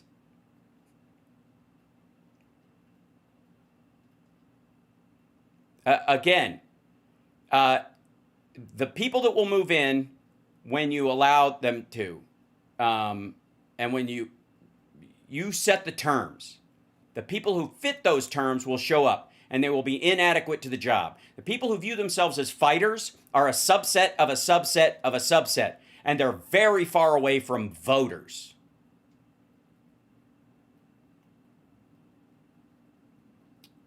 I think how it is confusing being a fighter with fighting.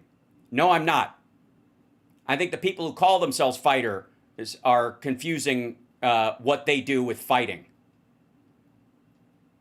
It's adversarial, it's automatic, it's black and white, and it doesn't get the job done. It hasn't worked. The argument, the conversation even about calling yourself a fighter has been part of what's drifted us in this direction in the first place.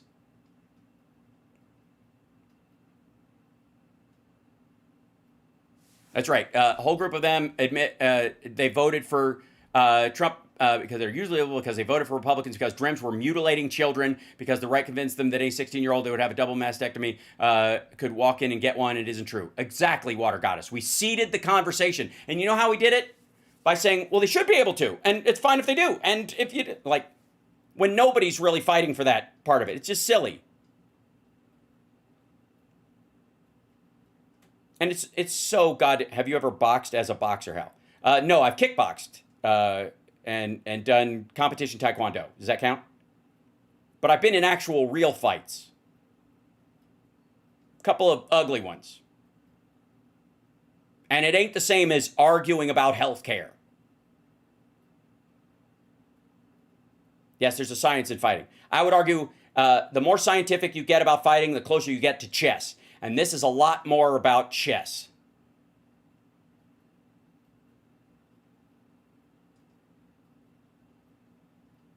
You need strategists. You need orators. You need people who can argue the point, and you need consistency of direction. Not, one step forward, 3 steps back. And you certainly don't need this if we don't get everything, nobody gets anything. If we can't get Medicare for all passed in one vote, fuck them. We're not doing anything else. Like that's what got us here. That's what fighter mentality got us.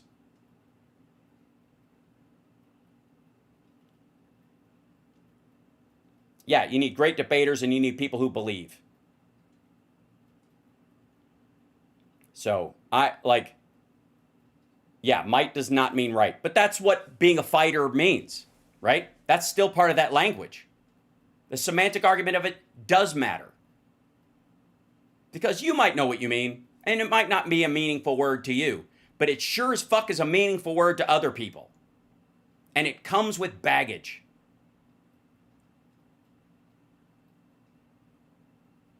And democracy deserves better.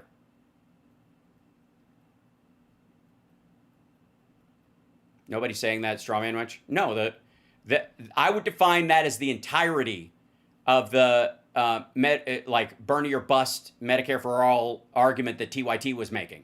Even if Bernie wasn't making it. Again, Bernie was to the right of Hillary on guns and only slightly to the left of her on healthcare. She just thought there was a strategy. Even on the $15 minimum wage or a federal minimum wage. She just thought it should be done in stages. He thought he could do it all at once. Doesn't matter. It depends on what you can get passed. They both had the same goal. The argument was, are we talking about the principle or the strategy? People don't automatically think you punch your wife if you say you had a fight. No, but it doesn't sound like you guys were getting closer to a solution. Also, most of the time, people who say they had a fight with their wife, they mean argument. They don't mean over what was better. Yeah, politics is not the Rocky career. Exactly. No, by the way, I'm going to die on this hill, if you're going another dumb analogy. No, fighter is the wrong fucking word. And all it does is bring macho, male posturing bullshit into a democratic conversation. The hell is a bee in his bonnet? You're damn straight. Why do you think there's so many Andrew Tate douchebags on the other side? Because you picked a fight.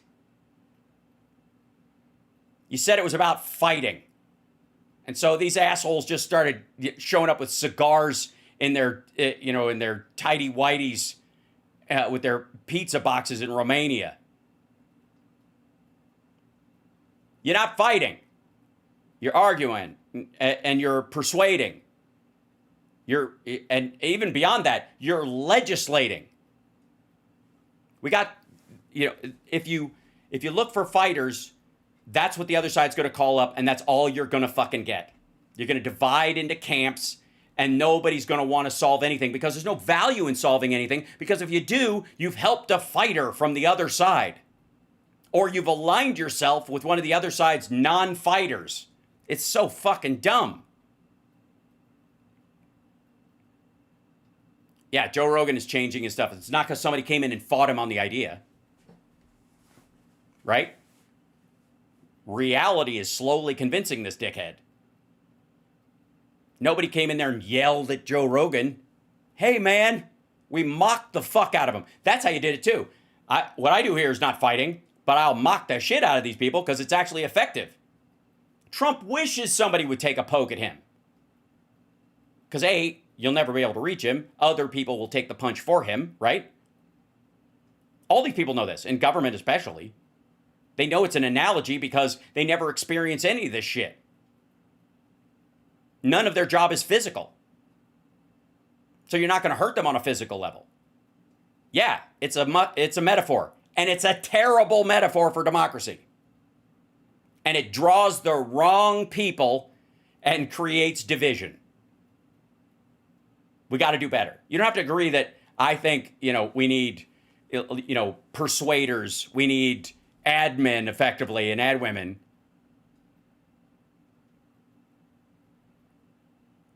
But I wouldn't call MLK a fighter. And the successes that he brought about weren't because he was fighting. And his successes didn't outlive him because he was a fighter. He was a believer and a peacemaker.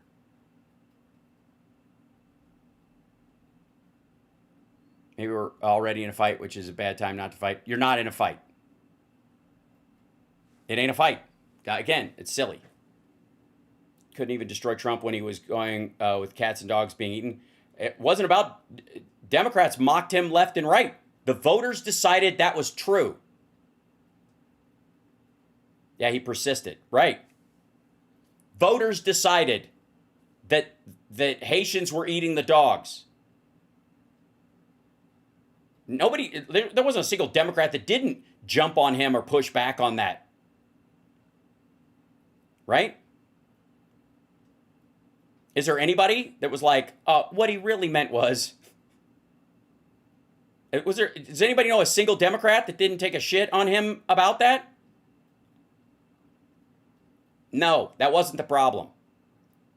We didn't stand up for the programs we created that help people and the programs we seek to create that will help people and the protections for both the generalized majority of people who have a generalized group of concerns that humans have, and then the protection of minorities who have special needs and circumstances.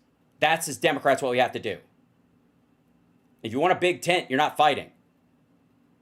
If you want to, you can't be a fighter and have diversity.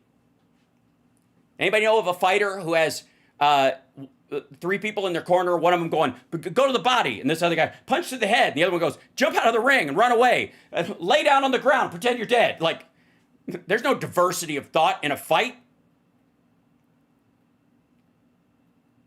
Good Lord. If not a fighter, then a what? A Democrat. Person who believes in the value of one person, one vote, and the value of being an American citizen, and and can persuade people that that is the right path. It's not an either or. We don't need to drop a label and seek another.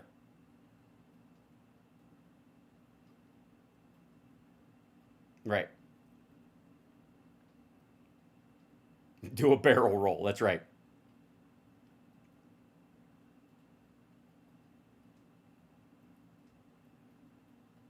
I'm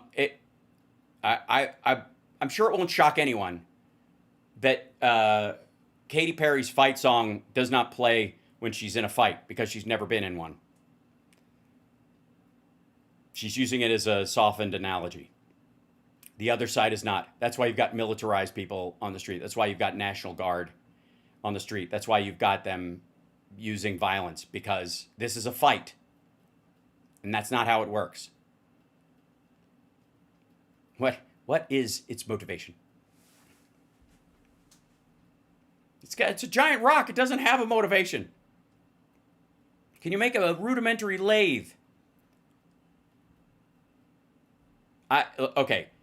By the way, I know I'm relatively alone in this in having this chip on my shoulder.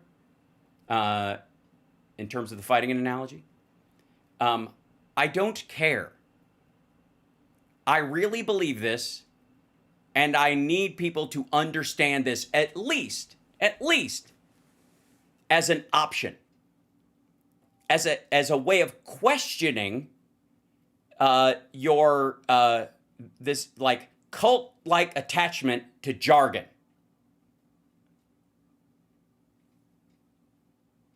If the word is more important than the task, you're a liar. It's all for show. So sometimes I will present things on this show because I believe them, and I'm curious why they have, no other people who also believe them never maybe articulate them or something. But I want to present that. Yes, Trump won with jargon. No, he didn't.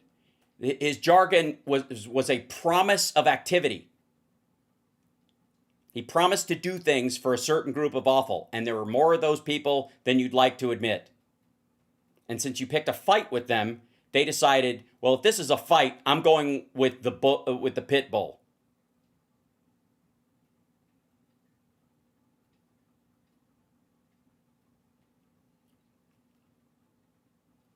Who's fighting for fighting? So many people. Anybody who uses that as as the standard language. I do think stand for what you believe in is a lot closer to reality. Filibustering, marching, standing and marching, that's what you're really doing. You're not fighting. As a matter of fact, you're walking with people who share your beliefs. You're comfortable with violent words? Then you must be comfortable with violent action. You're a fighter. You've been fighting for every damn thing your whole life. You've been struggling, and you've been persistent. That is another version of the word fight. That's not what we're discussing here.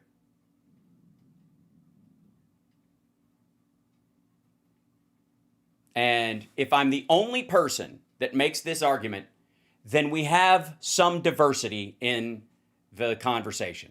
If I'm the only diverse attitude about this jargon problem specifically, I'm glad to be there. Because congratulations, you have true diversity. I believe in the things you believe in, but I have a different way of looking at it.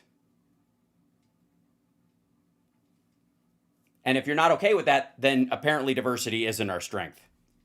Deal with that. So that said, I got to go too. So take care of yourself and take care of somebody else, and I'll see you guys on Monday.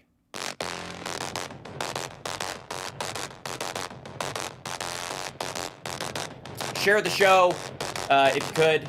Let people know. Subscribe if you would. Come on now. Come on now. Fighting is always violent. Self-defense isn't violent. Fighting is always violent.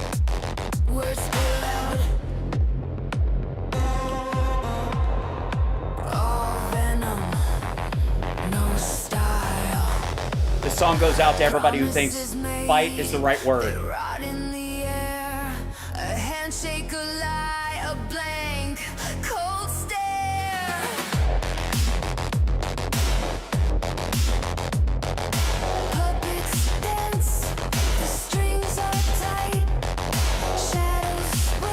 I wrote this. Just saying.